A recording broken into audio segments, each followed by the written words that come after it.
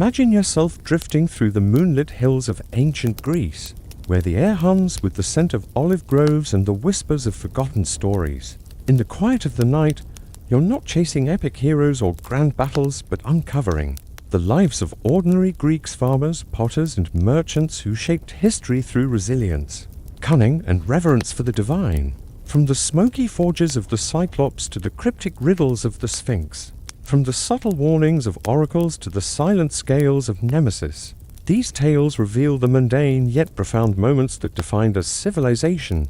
Each story, told in a soothing cadence, invites you to explore the overlooked threads of human survival, deceptions that won wars, dreams that altered fates, and justice that balanced pride with humility.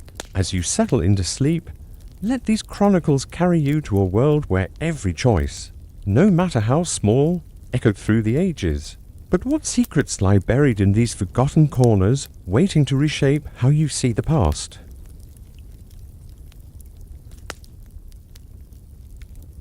The Cyclops forging halls, echoes of thunder in volcanic depths. As you settle into the quiet of evening, imagine yourself transported back to the ancient world of Greece, where the earth itself seemed alive with the rhythms of gods and monsters. The air is thick with the scent of salt from the Aegean Sea, and the ground beneath your feet rumbles faintly, as if echoing the labors of beings far below. In this realm, the Cyclops, those one-eyed giants of myth, were not mere tales spun by poets, but figures woven into the fabric of how the Greeks understood their volatile landscape. These creatures, born from the primordial union of Uranus and Gaia, represented the raw, untamed forces of nature that shaped daily existence for the people of Hellas. You walk along the rugged slopes of Mount Etna in Sicily, a place the ancients believed housed the workshops of these colossal smiths. The volcano's flanks are dotted with black lava fields, cooled into jagged forms that crunch underfoot like forgotten bones. Here, the Cyclops toiled in vast underground forges, their single eyes glowing like embers in the dim light of molten rock. Hesiod, the poet from Boeotia around the 8th century BCE, described them in his Theogonies, Brontes, Stropes, and Arges, names meaning thunder, lightning, and bright, respectively. They were craftsmen of divine artifacts, hammering out thunderbolts. For Zeus, the trident for Poseidon, and the helmet of invisibility for Hades. Each strike of their hammers resonated like distant storms, a sound that farmers in nearby fields might have mistaken for the gods' displeasure. Consider the daily routine of these mythical beings, a monotonous cycle that mirrored the relentless work of human blacksmiths in ancient Greek Peleis. They rose with the earth's heat, gathering ore from the mountains' veins, copper and tin for bronze, iron for later tools, melting it in furnaces fueled by the volcano's breath. The air in their halls would be stifling, filled with acrid smoke that stung the eye, much like the forges in Athens where artisans produced pots and weapons for trade. You can picture one Cyclops, say Brontes, his massive frame bent over an anvil the size of a small hill, shaping a bolt with precise, rhythmic blows. The process was methodical. Heat the metal until it glowed red, strike to flatten, fold to strengthen, quenching cool waters drawn from underground springs. This craft was ominous in its implications, for the tools they created were not for mortal hands but for immortals, capable of unleashing cataclysms upon the world. Historically, these myths likely drew from real observations. The Greeks, navigating a land prone to earthquakes and eruptions, attributed such phenomena to these giants. Archaeological evidence from sites like Mycenae reveals massive stone walls, dubbed Cyclopean by later observers like Pausanias in the 2nd century CE. Because only giants could have lifted such boulders, you stand before one such wall. It's irregular stones fitted without mortar, enduring through centuries. Builders in the Bronze Age, around 1600 to 1100 BCE, hauled these from quarries using ramps and levers, a labor-intensive task that echoed the Cyclops' endurance in daily life. Greek smiths emulated this, forging in small workshops where apprentices learned the trade over years, heating forges with charcoal and bellows made from animal skins. Yet, beneath this craftsmanship lay a shadow of danger. The Cyclops were not benevolent. Their isolation bred a fierce independence, and their strength could turn to violence. In Homer's Odyssey, composed around the 8th century BCE, Polyphemus, a pastoral Cyclops rather than a forger, devoured Odysseus' men, highlighting the peril of encountering such beings. You feel a chill as you descend into an imagined cavern, the heat rising, the clang of metal incessant. What if these forgers held secrets beyond divine weapons? Whispers in ancient texts suggest the Cyclops guarded knowledge of metals that could alter fates, but at what cost to those who sought it? The Greeks revered yet feared this craft, seeing in it the double edge of progress, creation intertwined with destruction. As you linger in this volcanic haze, pondering the echoes of their hammers, one question lingers. What hidden ambushes awaited those who ventured too close to their fiery domains? You find yourself deeper within the imagined caverns beneath Mount Etna, where the air grows heavier, saturated with the metallic tang of molten ore. The Cyclops forges burn brighter here, casting flickering shadows that dance across jagged walls like specters of forgotten gods. As you tread cautiously, the rhythmic clang of hammers feels like a pulse, grounding you in the relentless labor of Brontes, Stropes, and Arges. These one-eyed giants, as described by Hesiod in the 8th century BCE, were not merely craftsmen but embodiments of the earth's volatile heart, their work shaping the divine arsenal that upheld the Olympian order. Yet, their isolation in these subterranean halls hints at a life both purposeful and solitary, a paradox that mirrors the human smiths of ancient Greece who toiled in similar obscurity.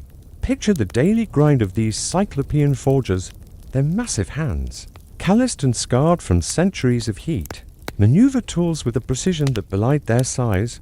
They worked bronze, a prized alloy in the Bronze Age circa 1600 to 1100 BCE, blending copper and tin in exact ratios, roughly 9 parts to 1. As archaeological finds from shipwrecks like Alaburan suggest, the process was meticulous or was crushed, smelted in clay crucibles, and poured into molds for weapons or ornaments. You can envision Stropes, his single eye fixed on a glowing ingot, adjusting the bellows perhaps made from the hides of mythical beasts to stoke the furnace. The heat was unbearable, yet the Cyclops endured, their sweat mingling with the steam of quenched metal. This mirrored the lives of Greek blacksmiths in Peleus like Corinth, where forges operated near marketplaces, their smoke blending with the bustle of traders haggling over pottery and grain. The Cyclops' craft was not just technical but sacred.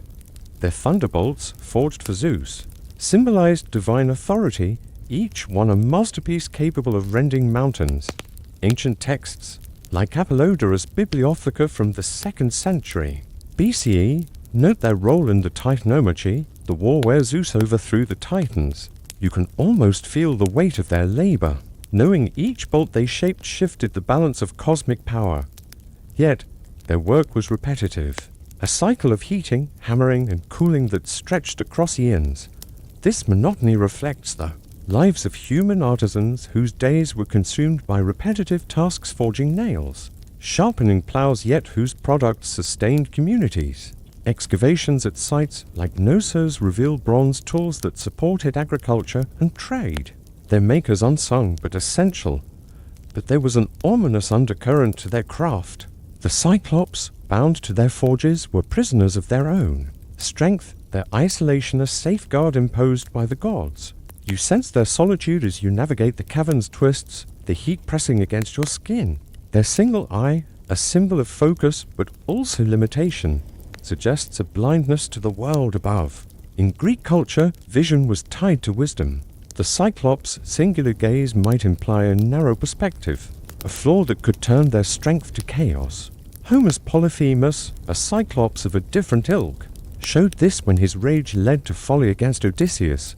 The forgers, too, held dangerous knowledge, metallurgy that could arm gods or destroy mortals.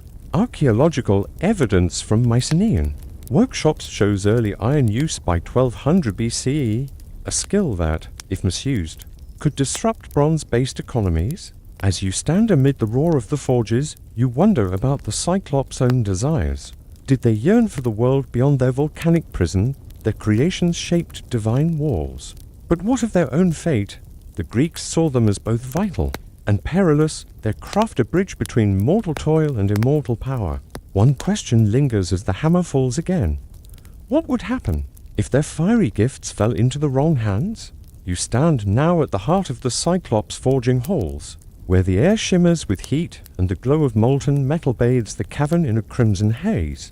The relentless hammering of brontes, stropes, and arches reverberates, each strike a testament to their unyielding craft. These one-eyed giants, as Hesiod chronicled in the 8th century BCE, were not just smiths but architects of divine power. Their creations Zeus' thunderbolts, Poseidon's trident, Hades' helm shaping the cosmos. Yet, as you linger in this subterranean world, you sense the weight of their existence, a life of endless toil, bound to the gods' whims. Their strength both a gift and a chain. The Greeks, navigating their own precarious world, saw in the Cyclops a reflection of humanity's struggle to harness nature's forces, without being consumed by them. Imagine the final stages of their work. A thunderbolt, nearly complete, lies on Arge's anvil, its surface etched with patterns that spark like captured lightning. The process was precise. After forging, the bolt was polished with pumice, cooled. In sacred springs, perhaps waters from the Styx, as myths suggest, and imbued with divine essence. This mirrored human smithing in places like Athens, where artisans finished bronze blades with sand and oil, ensuring durability. Archaeological finds, like tools from Mycenaean forges, dated to 1300 BCE, show similar care, with blades honed to razor edges for trade or war. You can picture the Cyclops' massive forms moving in unison, their single eye scanning for imperfections, their labor a ritual that bridged mortal and divine. Yet, their isolation was absolute. No songs or laughter broke the din of their forges, unlike the communal workshops of Greek Peleus where apprentices shared tales over meals of barley bread and olives. The climax of their story lies not in triumph but in consequence. The Cyclops' creations empowered the Olympians to defeat the Titans, cementing Zeus' rule, as recounted in Apollodora's Bibliotheca. But their craft came at a cost.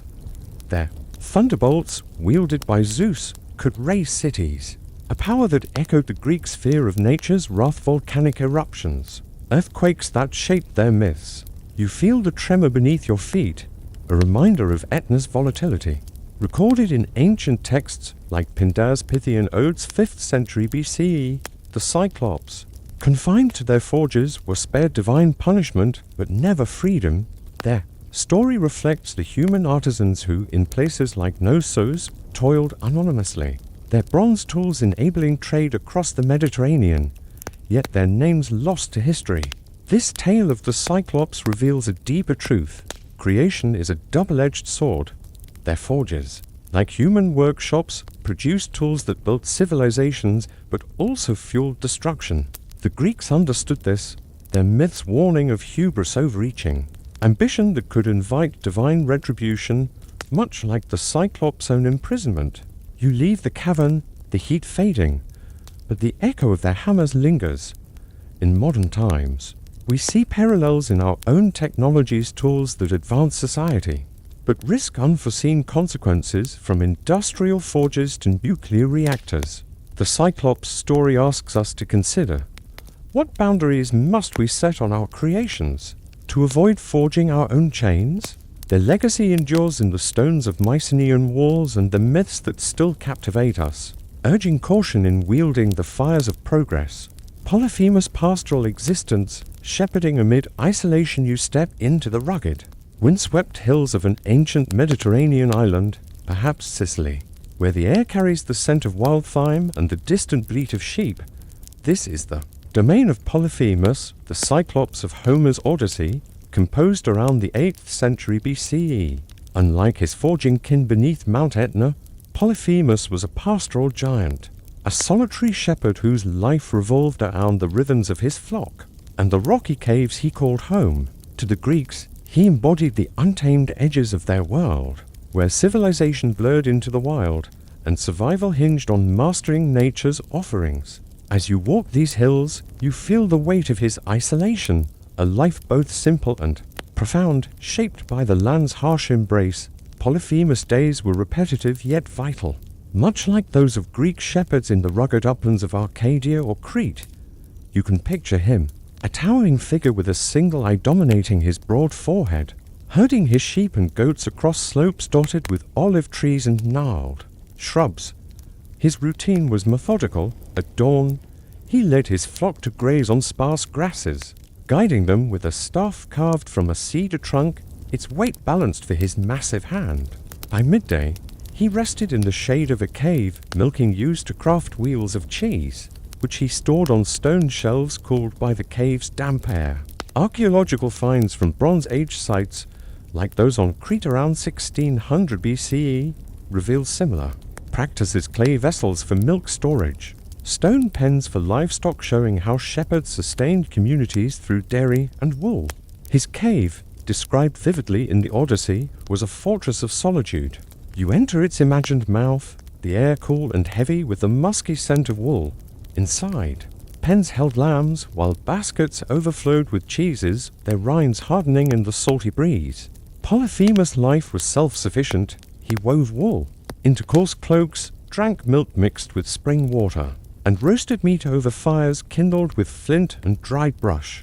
This mirrors the lives of Greek pastoralists who, as texts like Hesiod's works and Days suggest, lived frugally, trading surplus cheese for grain or pottery at coastal markets. Yet, Polyphemus' isolation was extreme. No village feasts or temple rituals broke his routine.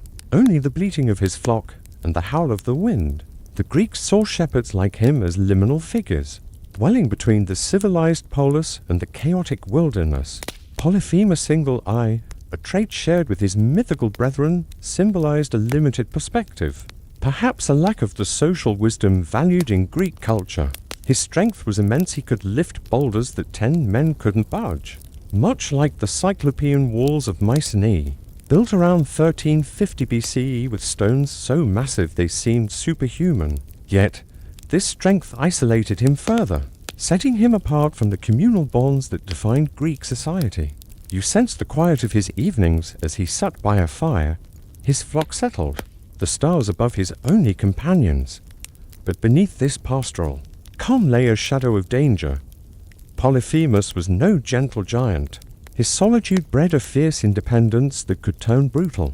The Odyssey hints at his hospitality or lack thereof. When strangers entered his domain, you pause at the cave's entrance, the fire's glow casting long shadows. What would happen if an outsider, like the cunning Odysseus, crossed this threshold? The Greeks, wary of the unknown, wove such tales to explore the perils of isolation and the clash between brute strength and human wit. You linger in the twilight of Polyphemus' world, the hills of his island stretching before you, their rocky slopes bathed in the soft glow of dusk. The bleating of his sheep echoes faintly, a reminder of the solitary rhythm that defines his days, as depicted in Homer's Odyssey from the 8th century BCE. Polyphemus, the Cyclops shepherd, lived apart from the divine forges of his kin, his life tethered to the land and his flock. To the Greeks, he was a figure of paradox, a giant of immense strength, yet bound by the mundane tasks of pastoral life. As you tread the path to his cave, you sense the weight of his isolation, a life carved from necessity and routine, yet shadowed by the potential for violence. Each day, Polyphemus followed the same unyielding cycle. You envision him at dawn, driving his flock to higher pastures where wild grasses grew between boulders. His massive frame moved with purpose, his single eye scanning the herd for stragglers, much like shepherds in ancient Thessaly who guarded their livestock against wolves. He milked his ewes with care, his hands deft despite their size, producing cheese that hardened into wheels stacked in his cave. Archaeological evidence from sites like Thebes, dated to 1500 BCE, shows similar pastoral practices stone-lined. Pens and clay churns for dairy, revealing how such labor sustained Greek communities. Polyphemus' self-reliance was absolute. He sheared wool with flint blades, wove it into cloaks, and gathered wild herbs to flavor his meals, mirroring the frugality of rural Greeks described in Hesiod's works and Days. His cave was both home and fortress, its entrance framed by a boulder only he could move. You step inside, the air cool and damp, the scent of wool and cheese mingling with the faint smoke of a fire. Shelves held his store's jars of milk, dried figs, and meat preserved in salt, a testament to his foresight. This echoes the survival strategies of Bronze Age pastoralists who, as finds from Mycenaean settlements suggest, stockpiled goods too, endure lean seasons. Polyphemus' life, though solitary, was not without skill. He crafted simple tools, like wooden racks for drying cheese, using techniques akin to those found in Cretan villages. Yet, his isolation set him apart from the communal feasts of Greek shepherds, who shared wine and stories at festivals honoring Pan. Polyphemus had no such rituals, only the rhythm of his flock, and the silence of his cave. The Greeks viewed such solitude with ambivalence. Polyphemus' single eye, a symbol of limited perspective, hinted at a lack of xenia, the sacred hospitality central to their culture. His strength, capable of heaving stones that built Cyclopean walls like those at Turin's circa 1400 BCE, was both awe-inspiring and fearsome.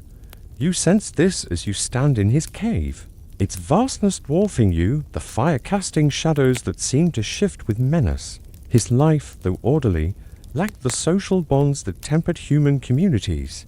In the Odyssey, this isolation fuels his brutality, a stark contrast to the cunning of mortals like Odysseus. The Greeks, living in tight-knit palaces, used such tales to explore the dangers of living beyond society's reach. As you sit by his fire, the distant bleat of a lamb carries a note of unease. Polyphemus' world, so carefully ordered, teeters on the edge of disruption. His strength and solitude make him a force of nature. But what happens when a stranger challenges his domain? The Greeks knew that isolation could breed both resilience and ruin, and Polyphemus' story holds that tension. What would unfold if his pastoral calm was shattered by an intruder's wit? You stand at the threshold of Polyphemus' cave, the fire within casting a warm but ominous glow across the stone walls. The scent of wool and cheese lingers, mingled with the faint smoke of burning cedar. This is the world of the Cyclops shepherd. Polyphemus, as immortalized in Homer's Odyssey from the 8th century BCE, his life, bound to the rhythms of his flock and the isolation of his island, has unfolded in quiet routine. Yet now you sense the tension of an impending clash. The Greeks, through this tale, explored the fragility of solitude when confronted by the cunning of the human world, a narrative that resonates with their own struggles to balance independence and community. Polyphemus' existence was upended when Odysseus and his men, storm-tossed wanderers, entered his cave. You can imagine the giant returning at dusk, his flock trailing behind, only to find strangers by his fire, eating his cheese. In the Odyssey, his response was brutal. He devoured two of Odysseus' men, his single eye blind to the Greek code of xenia, or guest friendship. His strength, capable of lifting boulders like those in Mycenaean walls circa 1400 BCE, made him a force of nature, yet his isolation left him unprepared for deception. Odysseus, ever cunning, offered wine and flattery, naming himself nobody. As Polyphemus slept, drunk on wine, Odysseus drove a sharpened stake into his eye, blinding him. You hear the giant's roar echoing through the cave as he called for help, crying that nobody attacked him, a plea his fellow Cyclops ignored. This moment was the climax of Polyphemus' story, a testament to human wit triumphing over brute force. Odysseus and his men escaped by clinging to the bellies of Polyphemus' sheep, slipping past the blind giant as he felt only their woolly backs. The escape, detailed in the Odyssey, mirrors survival strategies of Greek sailors, who relied on cunning to navigate dangers, much like traders evading pirates in the Aegean. As evidenced by shipwreck finds from 1200 BCE, Polyphemus, left in darkness, could only hurl boulders toward the sea, his curses invoking Poseidon to pursue Odysseus. This act tied his tale to the broader Greek narrative of divine retribution, where actions ripple across mortal and immortal realms. The Greeks saw Polyphemus' fate as a lesson in the limits of isolation. His pastoral life, sustainable and orderly, lacked the social bonds that defined Greek society.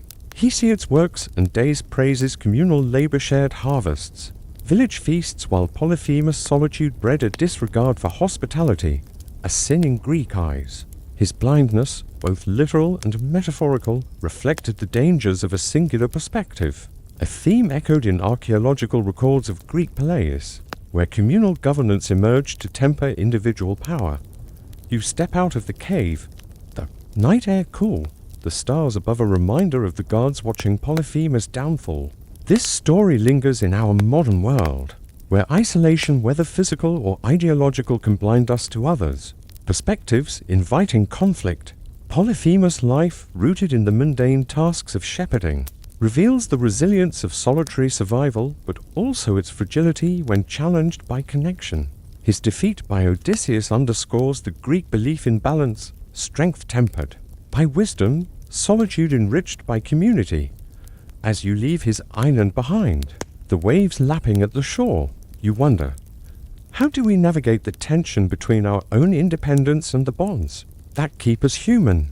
Odysseus' cunning escape, strategies of survival in a giant's cave. You find yourself aboard a weathered Greek ship, its timbers creaking under the strain of a stormy Aegean Sea. The year is roughly 1200 BCE, and you are with Odysseus, the wily hero of Homer's Odyssey, composed around the 8th century BCE. His journey home from the Trojan War has led him to a rugged island, perhaps Sicily, where fate will test his cunning against the brute strength of Polyphemus, the Cyclops shepherd. As you approach the shore, the air is thick with salt and the scent of wild herbs, the cliffs looming like silent sentinels. Odysseus, a man of Ithaca known for his sharp mind, embodies the Greek ideal of metis cunning, intelligence, equality that defined survival in a world of gods and monsters. Odysseus' life was one of constant adaptation. As a leader, he navigated his crew through perils, storms, sirens, and scarcity, relying on strategies honed in the Trojan War. You can picture him on the ship's deck, his dark eyes scanning the horizon, his mind already calculating risks. His men, weary from years at sea, depended on his decisions. The Odyssey describes their arrival at the Cyclops island. Drawn by the promise of food and shelter, they found a cave stocked with cheese and lambs, its entrance sealed by a boulder no mortal could move. Archaeological evidence from bronze age Greece, like storage jars from Crete dated to 1500 BCE, suggests such caves were used by shepherds, their goods tempting to hungry sailors. Odysseus, ever curious, chose to explore rather than flee, a decision rooted in the Greek value of seeking Cleo's glory through bold action. Inside the cave, you feel the damp chill, the air heavy with the musky scent of wool and milk. The crew helped themselves to Polyphemus' stores, unaware of the giant's return. When Polyphemus entered, his towering frame filled the cave, his single eye gleaming in the firelight. He was no mere shepherd but a force of nature, capable of lifting stones akin to those in Mycenaean walls, built around 1400 BCE. His hospitality was absent. He devoured two of Odysseus' men, a brutal act that shocked the Greeks, for whom Xenia guessed friendship was sacred. You sense the crew's fear, trapped by the boulder, their swords useless against such strength. Odysseus, however, remained calm, his mind already weaving a plan. His survival hinged on understanding his foe. Polyphemus' isolation, as Homer suggests, made him predictable. His routine revolved around his flock, his single eye of vulnerability. Odysseus observed the giant's habits, milking at dawn, grazing by day, sealing the cave at night. This mirrors Greek sailors' strategies who, as shipwreck finds from 1200 BCE show, studied winds and currents to outmaneuver dangers. Odysseus' plan began with deception. He offered Polyphemus wine, a gift from his stores, and named himself nobody. This act of cunning, rooted in Greek storytelling, reflects the resourcefulness of traders who bartered goods to secure alliances, as seen in Phoenician trade logs. As you huddle in the cave's shadows, the fire's glow casting Polyphemus' massive silhouette, you feel the tension of Odysseus' gamble. His men are trapped, their lives hanging on his wit. The wine, potent and unmixed, lulls the giant towards sleep, but the plan is incomplete. What will Odysseus do next to turn Polyphemus' strength against him? The Greeks valued such moments, where intellect could outshine brute force, but the risk is palpable. What cunning move will secure their escape from this giant's lair? You crouch in the shadows of Polyphemus' cave, the air thick with the scent of wool and the crackle of a dying fire. The year is roughly 1200 BCE, and you are with Odysseus, the cunning hero of Homer's Odyssey, composed around the 8th century BCE. The Cyclops, Polyphemus, looms nearby, his single eye now lidded in a wine-induced slumber, his snores rumbling like distant thunder. Odysseus' men, huddled in fear, look to him for salvation after the giant's brutal act devouring 2 of their comrades. The boulder sealing the cave's entrance, immovable by mortal strength, traps you all, yet Odysseus' mind, sharp as a Mycenaean blade, weaves a plan to turn the giant's own nature against him. To the Greeks, this moment epitomized Metis' cunning intelligence, a survival tool as vital as any spear. Odysseus' strategy unfolds with deliberate precision. You watch as he whispers to his men, pointing to a massive olive wood staff, green and unhewn, left by Polyphemus near the fire. The Odyssey details how Odysseus and his crew sharpened it, hardening its tip in the embers until it glowed like bronze. This mirrors the resourcefulness of Greek craftsmen, who, as archaeological finds from 1300 BCE show, used fire to shape tools from green wood for plows or ships. Odysseus' plan hinged on Polyphemus' single eye of strength and of flaw.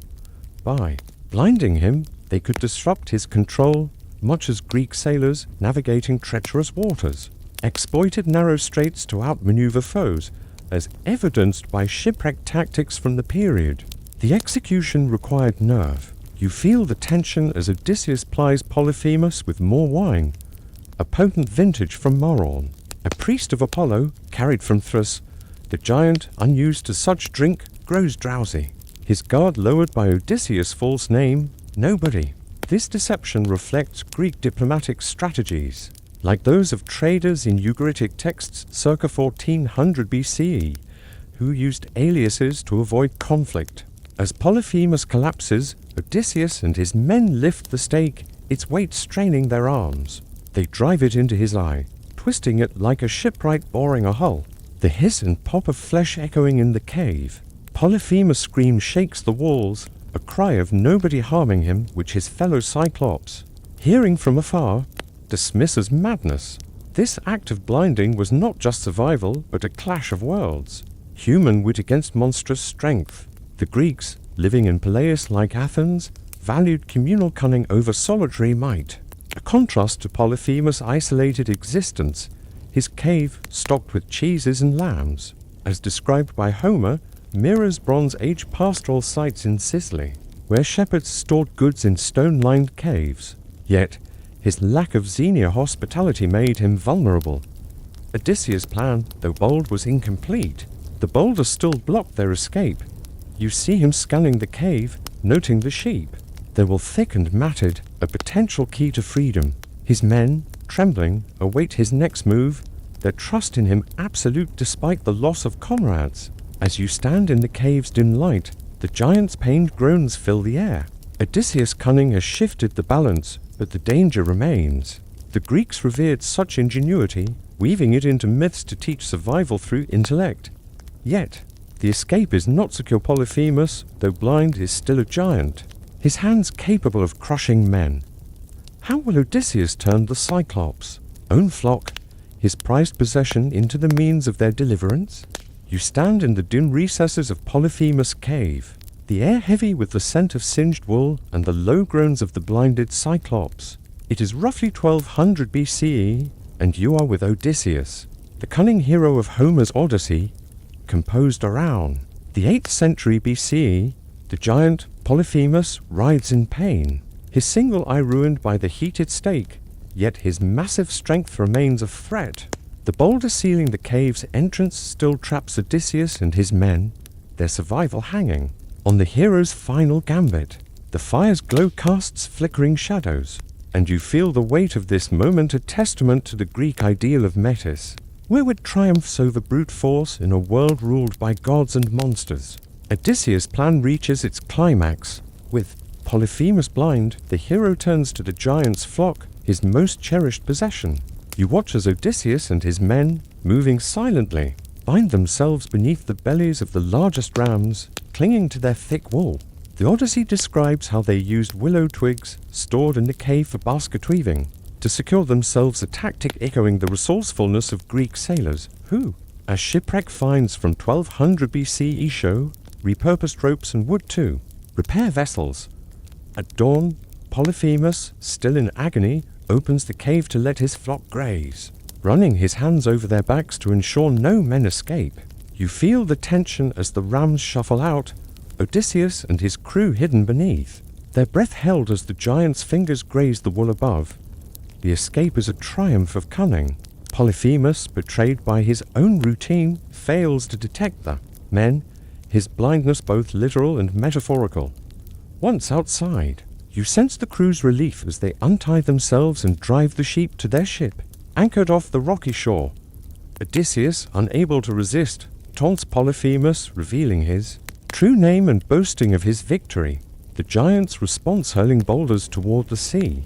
Nearly sinking, the ship invokes Poseidon's wrath, tying Odysseus' fate to years of wandering. This moment, detailed in the Odyssey, reflects Greek fears of hubris, where pride invites divine retribution, much like the moral warnings in Hesiod's works and days. The Greeks celebrated this tale as a lesson in survival through intellect.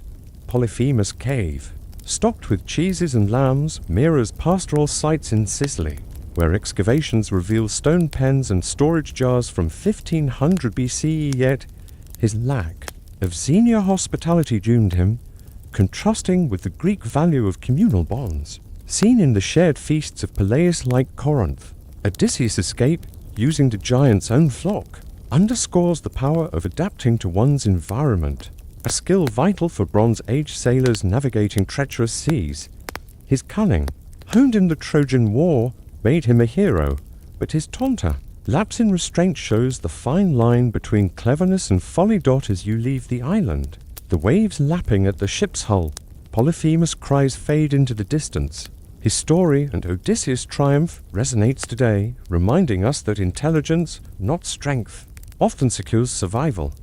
Yet, the cost of hubris lingers as Odysseus' boast prolonged his exile. In our world, where strategy and restraint shape conflicts from diplomacy to technology, this tale asks, how do we balance cunning with humility? To avoid the gods or fate's retribution, the Sphinx's arrival in Thebes, Riddles cast over ancient roads. You walk the dusty roads leading to Thebes, a city in ancient Boeotia around 1200 BCE, where the air hums with the tension of a land under siege not by armies, but by a creature of myth. The Sphinx, a monstrous blend of lion, woman, and eagle, has settled atop a rocky outcrop overlooking the city's gates, her presence an ominous shadow over the lives of the Thebans, as recounted in later Greek tragedies like Sophocles' Oedipus. Rex from the 5th century BCE, she was no mere beast but a divine agent, sent perhaps by Hero or Apollo to test the city's resilience. To the Greeks, the Sphinx embodied the terror of the unknown, her riddles a challenge to human wit, her gaze a reminder of mortality's fragility. As you approach, the wind carries the scent of olive groves and the distant murmur of a fearful city. The Sphinx's arrival disrupted the rhythm of daily life in Thebes. You can imagine the farmers who tilled fields of barley and lentils along the Asopos River, pausing to glance nervously at the hill where she perched, their routines sowing seeds. Herding goats, pressing olives for oil were vital to the city's survival, as evidenced by clay tablets from Mycenaean Thebes listing grain stores. Yet, the Sphinx's presence halted trade along the roads, stranding merchants with their carts of pottery and wool. Her riddle, delivered in a voice both melodic and menacing, demanded an answer from every traveler. What walks on the legs in the morning, 2 at noon, and 3 in the evening? Failure meant death, her claws swift and merciless. Excavations at Thebes reveal no physical trace of such a creature, but the myth likely drew from real fierce bandits or natural barriers that choked ancient trade routes. Life in Thebes revolved around community and survival. You see citizens gathering in the agora, their voices hushed as they debated offerings to appease the gods. Temples to Apollo, unearthed with votive statues dated to 1300 BCE, show how the Thebans sought divine favor through sacrifices of lambs and libations of wine. The Sphinx, however, was no ordinary foe. Her riddle required not strength but insight, a quality the Greeks prized as Sophia wisdom. Young men, eager for glory, approached her perch, only to fall to her talons, their bones left as warnings along the road. The city's elders, versed in oracles, puzzled over her words, their debates echoing the intellectual rigor of later Greek philosophers like Thales. The Sphinx's form lion's body, woman's face, eagle's wings reflected the Greeks' fascination with hybrid creatures seen in pottery from Corinth depicting chimeras. Her origins, possibly linked to Egyptian sphinxes encountered by Greek traders, as suggested by artifacts from 800 BCE, blended foreigner with local dread. To the Thebans, she was a divine punishment, perhaps for the city's hubris or the royal house's hidden sins. You stand at the city's edge, the Sphinx's silhouette stark against the sky, her eyes seeming to pierce your thoughts. Her riddle, simple yet profound, challenges the human condition itself, a puzzle rooted in the cycles of life the Greeks observed in their own aging bodies. As you linger, the city's fear is palpable, its gates barred, its people waiting for a savior. The Sphinx's riddle hangs like a storm cloud, demanding an answer no one has yet grasped. Who could unravel her words and break her hold over Thebes? The Greeks wove such tales to explore the power of intellect over chaos, but the solution remains elusive, the road to this city perilous. You stand on the outskirts of Thebes, around 1200 BCE, where the shadow of the Sphinx looms over the city's gates, her lion's form coiled atop a rocky outcrop. The air is heavy with dust and the faint bleating of goats from nearby hills, but the roads to Thebes, once bustling with traders, are eerily silent. As told in Sophocles' Oedipus Rex from the 5th century BCE, the Sphinx's riddle. What walks on for legs in the morning to at noon and 3 in the evening, has choked the life from this Boeotian city, her claws claiming those who fail to answer. To the Greeks, she was a divine enigma, testing not just intellect but the resilience of a community teetering on despair. You feel the weight of her gaze, as if she sees through the very soul of Thebes. The city's daily life has ground to a halt. You can picture farmers abandoning their fields along the Asopos River, their plows idle, their barley crops left to wither. Mycenaean records, like clay tablets from 1300 BCE, show Thebes as a hub of grain and olive oil trade. But now merchants avoid its roads, fearing the Sphinx's wrath. Families huddle in mud-brick homes, their meals sparse flatbreads and lentils rationed. From dwindling stores, the Agora, once alive with the clatter of pottery and the haggling of vendors, is now a place of whispered fears.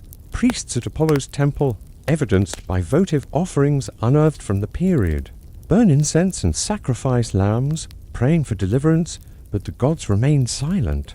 The Sphinx's riddle demands a human answer, not divine intervention.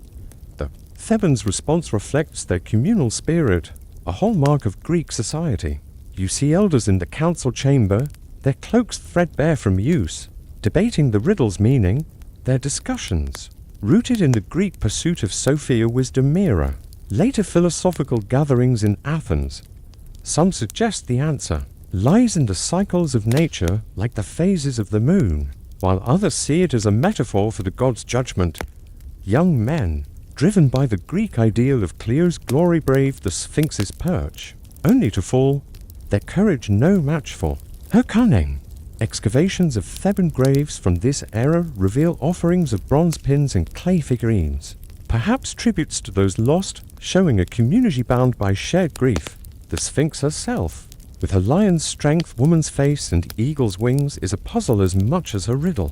Her form, possibly inspired by Egyptian sphinxes seen by Greek traders, as suggested by artifacts from 800 BCE, blends Orantera to the Thebans. She is a divine scourge, perhaps sent by Hera to punish the royal house of Laius for unspoken sins, as later myths hint. You sense her presence as you walk the deserted road, her riddle echoing the Greeks' fascination with life's stages: birth, maturity, old age observed in their own families. The answer seems close, yet elusive, a truth hidden in plain sight. Much like the oracle's cryptic words that guided Greek decisions as recorded by Herodotus. As you pause beneath the Sphinx's hill, the city's desperation grows. Thebans cling to hope, their survival tied to unraveling her words. The Greeks wove this tale to explore the power of intellect over chaos. But the riddle remains a barrier. The bodies of the fallen a grim reminder. Who could face this creature and see what others could not? The answer, like the Sphinx's gaze, feels tantalizingly near. But what mind could grasp it before Thebes falls to ruin? You stand at the foot of the rocky outcrop overlooking Thebes, around 1200 BCE, where the Sphinx's silhouette looms against a twilight sky. Her riddle. What walks on for legs in the morning, 2 at noon and 3 in the evening, has held the city hostage, its roads deserted, its people gripped by fear. As told in Sophocles' Oedipus Rex from the 5th century BCE, the arrival of Oedipus, a wanderer from Corinth, marks the turning point in this tale of intellect over chaos. To the Greeks, the Sphinx was a divine test, her presence a challenge. To human resilience and wisdom, you feel the tension in the air. The city's fate hanging on a single answer as Oedipus steps forward to face the creature. Oedipus, driven by a restless spirit and a quest for truth, approaches the Sphinx's perch. You can imagine him, his cloak dusty from travel, his eyes sharp with the cunning that defined Greek heroes. Unlike the young Thebans who fell to her claws, Oedipus carries no sword, only his mind honed by years of navigating oracles and exile. The Sphinx, with her lion's body and woman's face, delivers her riddle in a voice that echoes across the hills. Oedipus pauses, his thoughts tracing the cycles of life. The Greeks observed in their own families, infancy, adulthood, old age. Man, he declares, unraveling the riddles, truth crawling as a babe, walking upright in youth, and leaning on a staff in old age. The Sphinx, defeated by his Sophia wisdom, leaps from her rock. Her fate sealed, as later myths suggest. She perished or fled. This moment, recounted in Greek tragedy, freed Thebes. You see the city's gates reopen, farmers returning to fields along the Asopos River, their plows stirring soil as trade resumes. Mycenaean records from 1300 BCE show Thebes as a hub of barley and olive oil, and with the Sphinx gone, merchants once again haul pottery and wool to its agora. The people, gathered in temples like Apollo's where votive statues have been unearthed, offer thanks with sacrifices of lambs and wine. Oedipus, hailed as a savior, is crowned king, marrying Queen Jocasta, a union that, unknown to him, sets the stage for his tragic fate, as foretold by oracles and later dramatized by Sophocles. The Greeks wove this tale to celebrate the triumph of intellect over monstrous chaos, a theme resonant in their communal life. The Sphinx's riddle, rooted in the human condition, reflected their fascination with life's stages. Seen in rituals like those at Delphi, where oracles guided decisions, as Herodotus notes. Yet, Oedipus' victory carried a shadow his answer, while freeing Thebes led him to a throne cursed by his own past.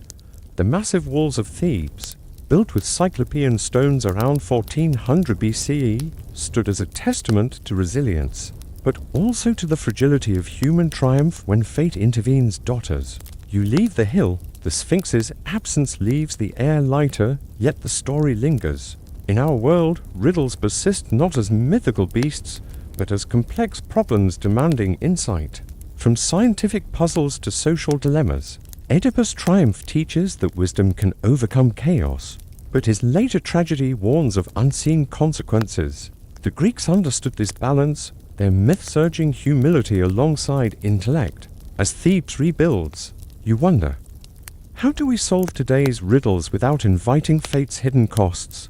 Oedipus' unwitting path, shadows of fate, and familial bonsai walk the winding roads of ancient Greece around 1200 BCE, where the dust of Boeotia clings to your sandals, and the air hums with the weight of unseen destinies. This is the world of Oedipus, a man whose life, as told in Sophocles' Oedipus Rex from the 5th century BCE, was shaped by oracles and the inescapable pull of fate. A wanderer raised in Corinth, Oedipus believes himself the son of King Polyphemus, Yet he carries a hidden truth that will unravel his world. To the Greeks, his story was a meditation on human limits where even the wisest cannot outrun divine will. As you trace his path toward Thebes, the olive groves and rocky hills seem to whisper of secrets yet to be uncovered. Oedipus' early life was marked by a restless spirit. You can picture him in Corinth, a young man with sharp eyes and a mind honed by tutors, learning the arts of rhetoric and war. His days were filled with the routines of a prince training with bronze spears, studying star charts and attending feasts where wine flowed and poets sang of heroes. Yet, an oracle's prophecy, delivered at Delphi as recorded by Herodotus, haunted him. He would kill his father and marry his mother. Fearing this fate, Oedipus fled Corinth, believing he could outwit the gods. This mirrors the Greek practice of consulting oracles, seen in inscriptions from Delphi dated to 700 BCE, where travelers sought guidance on everything from marriage to trade. His journey was one of survival and solitude. You see him walking alone, his cloak patched from months of travel, his provisions bread, olives, and dried figs carried in a leather satchel. The roads he traveled, rutted by carts and hooves, connected Peleus like Corinth and Thebes, as evidenced by Mycenaean trade routes uncovered in archaeological digs. Bandits and wild beasts lurked, forcing Oedipus to rely on his wits. Much like merchants who carried daggers and bartered for safe passage, his encounters were brief as shepherd, offering water, a farmer sharing a hearth, reflecting the Greek value of xenia, or hospitality, central to communal life. Yet, his path led to a fateful crossroads near Mount Phaeacium. At this three-way junction, Oedipus met a stranger, an older man in a chariot, accompanied by guards. Words turned to blows, and Oedipus, quick with his staff, struck down the man, unaware it was Laius, king of Thebes and his true father. The Odyssey and other myths often depict such violent encounters on Greek roads, where honor and survival clashed. Excavations of Bronze Age graves with their bronze weapons suggest such conflicts were common.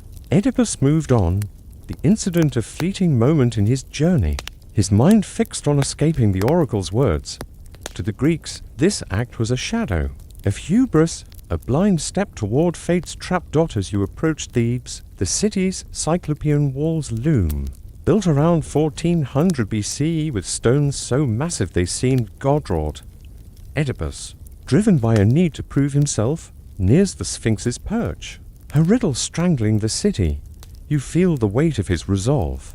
Unaware of the truths buried in his past, the Greeks wove this tale to explore fate's grip on human life, where every choice seems free yet leads to destiny.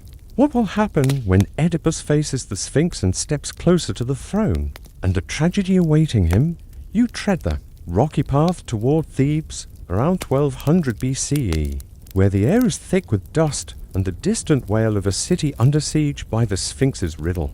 Oedipus, the wanderer from Corinth, walks ahead, his steps steady despite the weight of the oracle's prophecy that he would kill his father and marry his mother. As recounted in Sophocles' Oedipus Rex from the 5th century BCE, his journey is a dance with fate, each choice pulling him closer to a truth he cannot yet see. To the Greeks, Oedipus was a figure of tragic irony, his sharp mind a beacon of hope for Thebes, yet a harbinger of his own doom. You sense the tension in his stride, a man driven by both courage and dread. Oedipus' life on the road honed his resilience. You can picture him, his cloak frayed from months of travel, pausing at springs to refill his goatskin flask, his meals sparse barley bread and dried figs scavenged from abandoned fields. The roads he traveled, etched into the earth by Mycenaean traders, were perilous, as evidenced by pottery shards and bronze daggers found along routes from 1300 BCE. He navigated these dangers with the same cunning that defined Greek merchants, who bartered wool for grain or offered gifts to secure safe passage. Oedipus' encounters were fleeting, a gathered sharing a fire, a traveler warning of the Sphinx, but each reinforced the Greek value of xenia, hospitality, binding strangers in a world of uncertainty. His arrival at Thebes marks a pivotal moment. You stand with him at the city's edge, its Cyclopean walls, built around 1400 BCE, towering like silent judges. the Sphinx, perched on a rocky outcrop, has choked Thebes with a riddle. What walks on 4 legs in the morning, 2 at noon, and 3 in the evening? Her victims, young men seeking glory, lie scattered below, their bones a grim warning. Oedipus, undaunted, faces her, his mind racing. The Odyssey and other myths celebrate such moments, where intellect Sophia outshines force. He ponders the riddle, drawing on the Greek fascination with life cycles, seen in their rituals for birth and death, as recorded in temple inscriptions from Delphi. Man, he answers, unraveling the stages of human life, crawling in infancy, walking in youth, and leaning on a staff in old age. The Sphinx's defeat, as Sophocles describes, frees Thebes. You see the city's gates creak open, farmers, returning to fields along the Asopos River, their plows stirring soil once more. Mycenaean tablets from 1300 BCE list Thebes' grain stores, now replenished as trade resumes. The people, gathered in the Agora, hail Oedipus as a savior, offering him the throne and the hand of Queen Jocasta, widow of the slain king Laius. Unaware that Laius was his father, Oedipus accepts, stepping into the role fate has woven. The Greeks, through this tale, explored the tension between free will and destiny, a theme echoed in their oracles, which guided decisions from war to marriage, as Herodotus notes. As you watch Oedipus ascend to the palace, the city's cheers ring out, but a shadow lingers. His triumph over the Sphinx, a victory of intellect, blinds him to the oracle's deeper truth. Thebes rejoices, but the gods watch in silence. What hidden truths lie within the royal house, waiting to unravel Oedipus' victory and plunge him into tragedy? You stand in the heart of Thebes, around 1200 BCE, where the air hums with the cheers of a city freed from the Sphinx's grip. Oedipus, the wanderer from Corinth, has answered her riddle, and the people have crowned him king. As recounted in Sophocles' Oedipus Rex from the 5th century BCE, he marries Queen Jocasta, unaware that she is his mother, fulfilling the oracles. Prophecy he sought to escape. The massive Cyclopean walls, built around 1400 BCE, loom as if guarding the secrets of his past. To the Greeks, Oedipus' story was a stark reminder of fate's unyielding power, where even the wisest cannot outrun divine will. You feel the weight of this moment, the city's joy laced with an unseen tragedy. Oedipus' reign begins with promise. You see him in the palace, his cloak now adorned with gold, overseeing the restoration of Thebes' prosperity. Farmers return to fields along the Asopos River, their plows churning soil for barley and lentils, as Mycenaean tablets from 1300 BCE record abundant harvests. Merchants once stalled by the Sphinx haul pottery and wool to the Agora, their carts creaking under the weight of trade. Oedipus, with his sharp mind, governs with fairness, his decisions echoing the Greek ideal of Sophia wisdom seen in council gatherings of Peleus like Athens.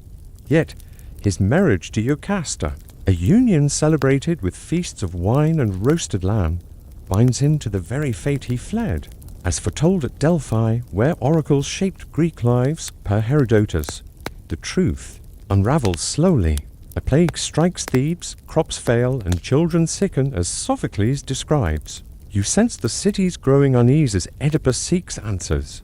Consulting the blind prophet Tyesias, the seer's words, cryptic yet piercing, reveal that the king himself is the source of the curse, the murderer of Laius, his father, killed unknowingly at the crossroads. Oedipus's investigation, driven by his relentless intellect, uncovers his origins.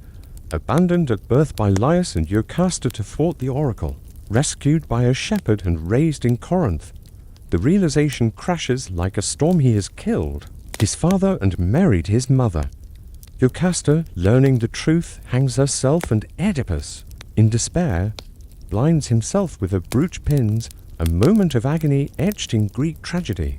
This climax, a collision of fate and choice, reflects the Greek fear of hubris, overreaching pride that defies the gods. Oedipus' life, from his flight from Corinth to his triumph over the Sphinx, seemed free, yet each step fulfilled the oracle's words. Archaeological finds, like bronze weapons from Theban graves, hint at the violent crossroads encounter, a common peril on ancient roads. Oedipus' fall teaches the Greeks that wisdom, while powerful, cannot undo destiny. A lesson woven into their rituals at Delphi, where offerings sought to appease divine will. As you leave the palace, Oedipus, now blind and exiled, wanders into the wilderness, his daughters guiding him. Thebes endures, its walls standing firm, but his tragedy lingers today. His story resonates in our struggle to control our paths amid forces beyond us: genetics, circumstance, or chance. The Greeks saw fate as a weaver, threading human lives into patterns unseen. Hubris and divine retribution, moral shadows in heroic Talasai, wander the sunlit plains of ancient Greece around 1200 BCE, where the air carries the scent of wild thyme and the distant clash of bronze. This is a world of heroes and gods where tales of hubris, overreaching pride cast long shadows.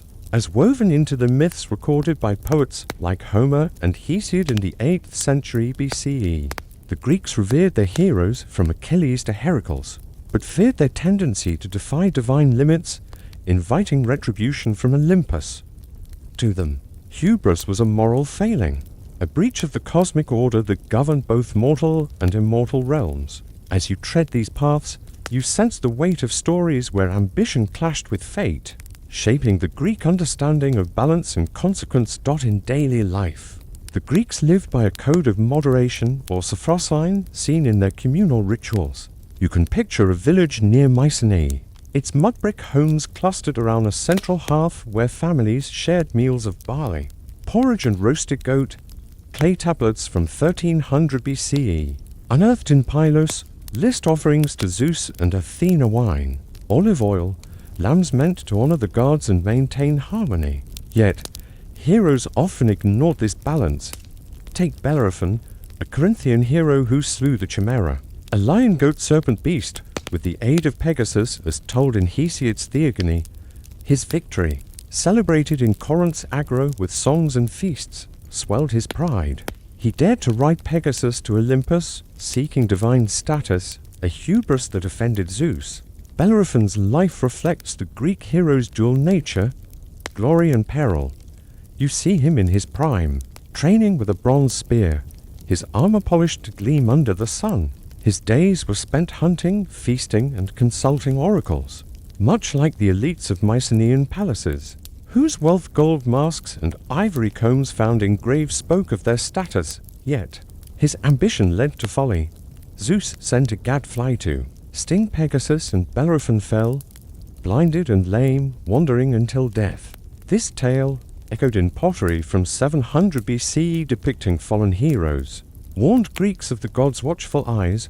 Their rituals, like those at Delphi, where inscriptions record offerings for forgiveness, reinforced the need for humility. The concept of hubris permeated Greek society. You walk through a marketplace where traders barter pottery for grain, their voices tempered by fear of divine wrath. Temples, like those to Apollo with their marble altars, were sites of atonement, as seen in archaeological finds of votive statues. Heroes like Bellerophon, or even Tantalus, who stole ambrosia from the gods, faced divine punishment, eternal torment, or exile. These stories, told around fires, taught that defying the gods disrupted the moral order, a balance the Greeks saw in their laws and councils, as evidenced by linear tablets detailing communal duties. As you pause by a sacred grove, the wind whispering through olive trees, you feel the gods' presence, their judgment ever near. Bellerophon's fall, like many heroic tales, shows the Greeks' belief that hubris invites Nemesis retribution. The stories linger, their moral weight heavy in the air. What other heroes, you wonder, dared to challenge the divine order, and what price did they pay for their pride? You linger in the heart of ancient Greece, around 1200 BCE, where the sun casts long shadows over olive groves and the air hums with tales of heroes who dared too much. The concept of hubris, overreaching pride, loomed large in the Greek psyche, as woven into myths by poets like Homer and Hesiod in the 8th century BCE. These stories, told around village fires, warned of the gods' wrath when mortals crossed divine boundaries. To them, hubris was a breach of the moral order, a reckless ambition that invited Nemesis retribution. As you walk the paths trodden by farmers and warriors, you sense the tension between human aspiration and the god's unyielding will, a balance central to Greek life. Consider the tale of Tantalus, a king whose hubris rivaled Bellerophon's. You can picture him in his Cyclops palace, its stone walls echoing with feasts. As described in Pindar's Olympian odes from the 5th century BCE, Tantalus, favored by the gods, dined with them on Olympus, sharing ambrosia and nectar. His wealth, reflected in Mycenaean gold cups unearthed from 1300 BCE, allowed lavish banquets of roasted lamb and wine. Yet, his pride led him to steal divine food for mortals, or, in darker versions, to serve his son Pelops as a dish to test the god's omniscience. Such acts defied Xenia hospitality, a sacred Greek value seen in communal meals, where villagers shared bread and olives as linear tablets from Pylos detail. The Greeks lived with a constant awareness of divine oversight. You see them in their daily routines, farmers sowing barley under the gaze of sacred groves, their offerings of oil and grain to Athena recorded on clay tablets, temples, like those at Delphi with votive statues from 700 BCE, were places of atonement, where priests burned incense to appease angry gods. Tantalus' hubris, however, was unforgivable. Zeus condemned him to eternal torment in the underworld, standing in water beneath fruit trees, forever unable to drink or eat, as described in the Odyssey. This punishment, depicted on pottery from Corinth, served as a warning to Greeks, whose laws etched on stone in early Peleus emphasized moderation to maintain social harmony. Tantalus' story mirrors the lives of ordinary Greeks, whose ambitions were tempered by fear of divine retribution. You walk through a marketplace where traders weigh bronze ingots and pottery, their voices hushed when speaking of the gods. The hero's fall was a lesson in Sophrosyne self-control, a virtue taught in communal councils where elders resolved disputes over land or trade, as evidenced by archaeological records.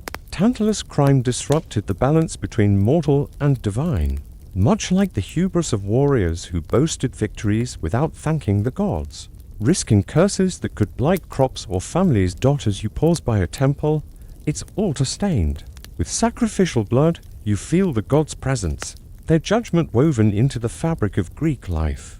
Tantalus' eternal suffering underscores the consequences of defying divine limits, a theme that resonated in rituals where Greeks sought forgiveness for lesser sins.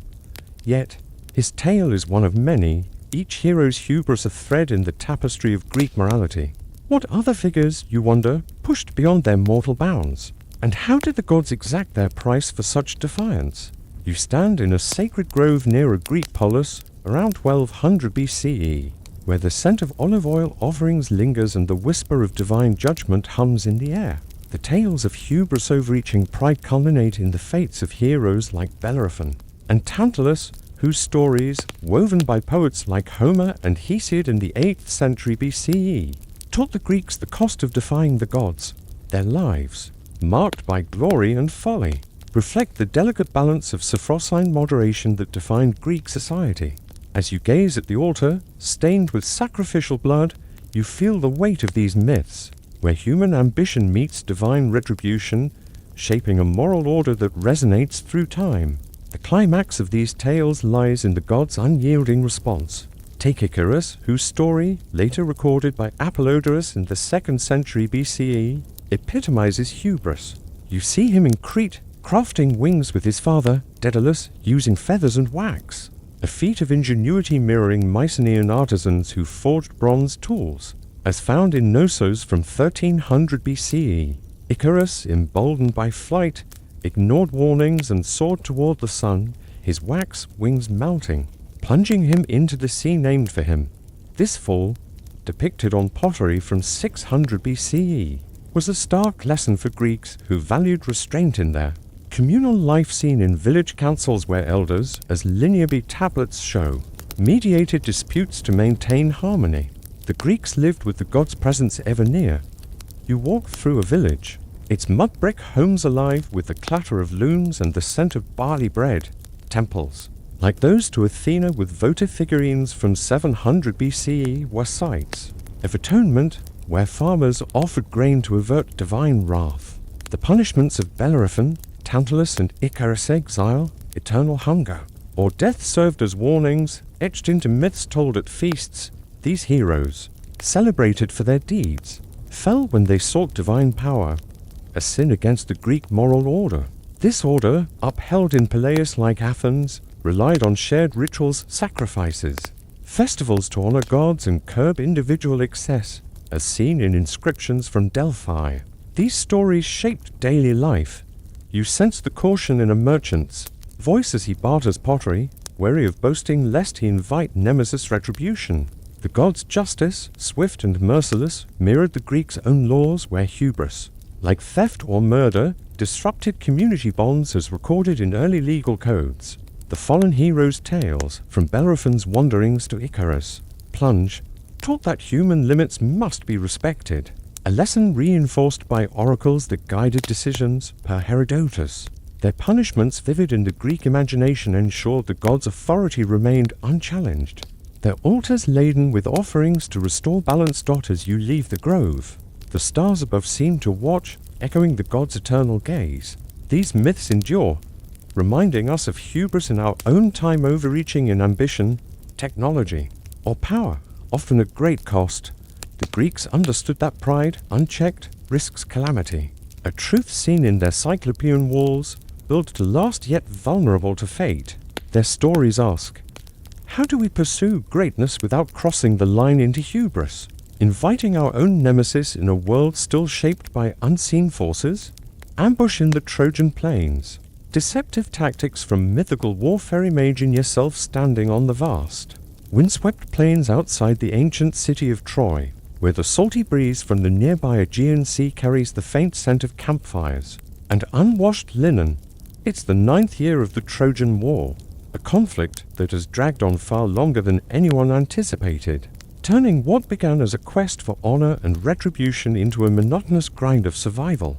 The Greeks, led by figures like Agamemnon and Achilles, have encamped here on these flat, dusty expanses, their wooden ships beached like weary sentinels along the shore. You can picture the daily rhythm, soldiers mending armor under the relentless sun, foraging for meager supplies of barley and olives, and digging shallow trenches to ward off the chill of night.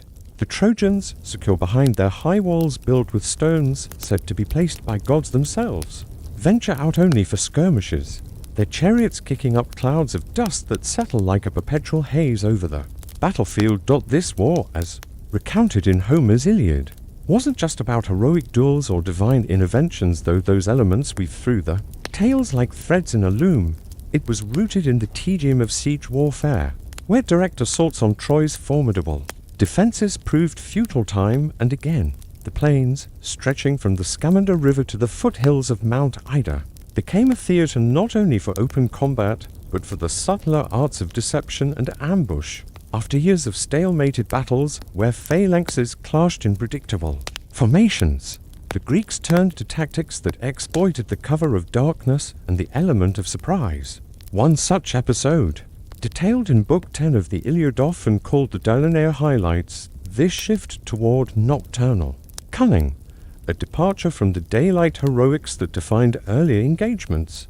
As night falls over the plains, you might feel the weight of exhaustion settling on the Greek camp. The fires flicker low, casting long shadows on the tents made from hides and woven reeds. Agamemnon, the High King, lies awake, troubled by dreams and the gnawing fear of defeat. He summons his council, Nestor, the elder statesman whose advice flows like a slow river, Odysseus, the wily strategist from Ithaca, known for his sharp mind rather than brute strength, and Diomedes, the young warrior whose prowess rivals Achilles. They gather in hushed tones, debating how to pierce the veil of Trojan secrets. The decision is made to send scouts into the enemy lines, not for glory but for practical intelligence. What are the Trojans planning? Are reinforcements arriving from distant allies? Odysseus and Diomedes volunteer, arming themselves lightly to move silently across the plains. They don simple tunics over their bronze greaves, helmets adorned with boar's tusks for quiet protection, and cloaks darkened with soot to blend into the shadows. The plains at night are a different world, the ground uneven with ruts from chariot wheels. scattered with the debris of past battles, broken spears, discarded shields, and the occasional unburied bone picked clean by scavengers. As they creep forward, the air grows cooler, filled with the chirps of crickets and the distant whinny of horses. Their mission is reconnaissance, but opportunity lurks in the ambiguity of the dark. Meanwhile, on the Trojan side, Hector mirrors this caution. He to dispatches a spy, Dolon, a lesser noble eager for reward, promising him Achilles' prized horses if he succeeds. Dolon wraps himself in a wolf's pelt, slipping out under the stars, his footsteps muffled by the soft earth, the plains neutral. Ground by day become a web of potential traps by night. Unbeknownst to him, Odysseus and Diomedes lie in wait, their breaths steady as they listen for approaching sounds. The ambush unfolds with calculated precision. Dolon, overconfident in his stealth, is captured mid-stride, interrogated under threat. He reveals details of the Trojan camp, the layout, the sleeping allies, including the newly arrived Thracians under King Rhesus, whose magnificent horses gleam like snow. The Greeks extract this information methodically, noting guard positions and vulnerabilities, mundane facts that could tip the scales of war. Dolon pleads for mercy, offering ransom, but the necessities of secrecy prevail. As Odysseus and Diomedes press onward toward the Thracian encampment, where soldiers slumber around their fires. You can't help but wonder, in this quiet expanse of plain where deception meets desperation, what unforeseen consequences might a single midnight raid unleash on the weary combatants? You're still on the Trojan plains, where the night air clings to your skin, heavy with the scent of damp earth and distant smoke. Odysseus and Diomedes, now armed with Dolon's revelations, move deeper into enemy territory. Their steps deliberate across the uneven ground littered with the remnants of war-splintered arrows, trampled grass, and the faint outline of chariot tracks hardened by time. The Greek scouts, cloaked in shadow, are no longer mere gatherers of intelligence. Their mission has shifted toward action, driven by the opportunity Dolon's capture has unveiled. The Thracian camp, newly arrived to bolster Troy's defenses, lies just ahead, its fires burning low as most of its warriors sleep. Unaware of the danger creeping closer, the magnificent horses of King Rhesus, described by Dolon as white as snow and swift as the wind, gleam faintly under the starlight. Tethered near the camp's edge, the Thracians, recent allies of Troy, represent a fresh threat to the Greek siege. Their presence could shift the balance of the stalemate, and their horses, prized for their speed and beauty, are a strategic asset. Odysseus, ever the tactician, sees more than mere plunder in this raid. Seizing the horses could disrupt Trojan morale and mobility. Diomedes, his young companion, grips his spear tightly, his warrior's instincts tempered by the need for silence. The two men navigate the darkness with practiced care, avoiding sentries who nod off in the cold pre-dawn hours. The camp is a patchwork of tents and makeshift shelters, the Thracians' exhaustion from their long march evident in their lax defenses. This moment in the Trojan War, often overshadowed by tales of heroic duels, reveals the gritty reality of survival through cunning. Warfare on these plains wasn't always about clashing bronze and shouting glory. It was about enduring the long, grinding nights, the scarcity of food, barley porridge and sour wine, and the constant calculations of advantage. The Greeks and Trojans alike relied on small, calculated strikes to wear down their foes. Odysseus, crouching behind a low bush, signals Diomedes to approach the horses first, a move to cripple the Thracians' mobility before striking their leader. The horses, sensing intrusion, snort softly but remain calm, their breath visible in the chilly air. The raid itself is swift and brutal. Diomedes, with the precision of a seasoned killer, moves among the sleeping Thracians, his blade finding its mark before any alarm can be raised. King Rhesus, adorned in fine armor even in sleep, never wakes. Odysseus unties the horses, their coats luminous in the faint light, and leads them away as Diomedes covers their retreat. The act is not one of honor, but of necessity. Survival in this endless war demands such ruthlessness. The Greeks slip back into the darkness, the horses' hooves muffled by the soft earth. leaving behind a camp that will wait to chaos. This ambush, though a minor episode in the grand tapestry of the Iliad, underscores the war's relentless toll on both sides. The Thracians, far from home, were likely simple herdsmen or farmers before being drawn into this distant conflict. Their lives upended by the whims of kings and gods. The stolen horses, symbols of wealth and power, represent a fleeting victory. In a war where victories are fleeting, the plains, silent now, will soon hum with the aftermath cries of alarm, accusations of betrayal, and the tightening grip of vengeance. Back at the Greek camp, the horses are tethered among the weathered tents, their presence a rare spark of triumph. Yet, as Odysseus and Diomedes report to Agamemnon, the weight of their deed settles in. The Thracians will retaliate, and the cycle of bloodshed will continue. The plains, stretching endlessly under the stars, seem to absorb every act of violence, offering no judgment, only indifference. The men, weary and stained with blood, must now face the consequences of their success. Will the theft of Rhesus horses shift the war's momentum, or will it merely deepen the enmity that fuels this endless conflict? You stand once more on the Trojan plains, where the first light of dawn creeps over the horizon, casting a pale glow across the expanse of trampled grass and scattered debris. The Greek camp stirs slowly, the air thick with the scent of stale bread and smouldering embers. Odysseus and Diomedes, fresh from their nocturnal raid, present the spoils to Agamemnon, the magnificent horses of King Rhesus, their white coats shimmering like a rare prize amid the drab tents. The success of the ambush ripples through the camp, lifting spirits worn thin by 9 years of siege. Soldiers gather to marvel at the horses, their murmurs of admiration mingling with the clink of bronze, as they prepare for another day of survival. Yet, beneath this fleeting triumph, a quiet unease lingers, as if the plains themselves hold their breath, waiting for the inevitable backlash. The Thracian camp, now awake, is a scene of devastation. The bodies of Rhesus and his men lie where they fell, their blood soaking into the earth. The surviving Thracians, stunned by the loss of their leader and their prized horses, sent word to Hector within Troy's walls. The news spreads like wildfire, fueling rage among the Trojans and their allies. This ambush, though tactically brilliant, has escalated the stakes. The Trojans, already strained by the long siege, now face the added burden of avenging their fallen allies. The plains, once a neutral stage for skirmishes, become a symbol of betrayal, their flat expanse hiding no secrets in the harsh light of day. For the Greeks, the raid's success is a double-edged sword. The horses bolster their resources, and the intelligence gained from Junon's interrogation details of Trojan positions and allies offer a strategic advantage. But the cost is clear. The Thracians' allies, including the Lycians and Carians, will rally with renewed ferocity. Odysseus, ever pragmatic, knows this act of deception has bought time, not victory. Diomedes, still flushed with the thrill of the raid, cleans his blade methodically, aware that each kill tightens the noose around the Greek camp.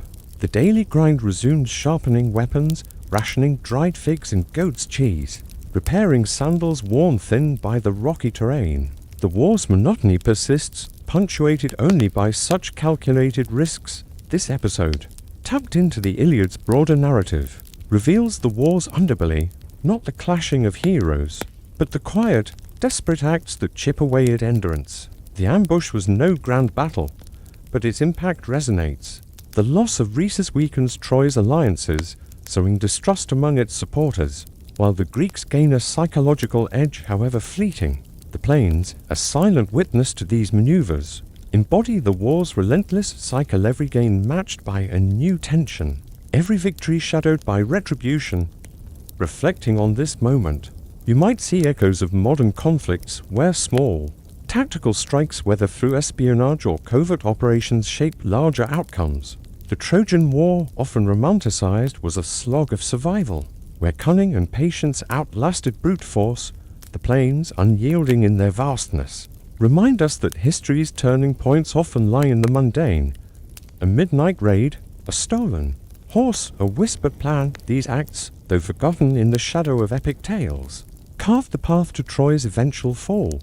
What might have happened if Odysseus and Diomedes had failed, leaving the Thracians intact to bolster Troy's defenses? Oracles and forewarnings. Interpreting ominous signs in temples, picture yourself standing at the base of a rocky hill. In ancient Greece, the air thick with the scent of olive groves and burning resin. It's the 8th century BCE, and you're outside.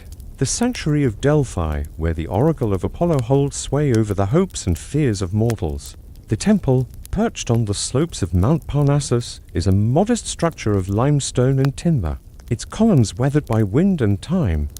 Pilgrims, their tunics dusty from long journeys, trudge up the sacred way, clutching offerings of barley cakes, laurel branches, and small bronze figurines.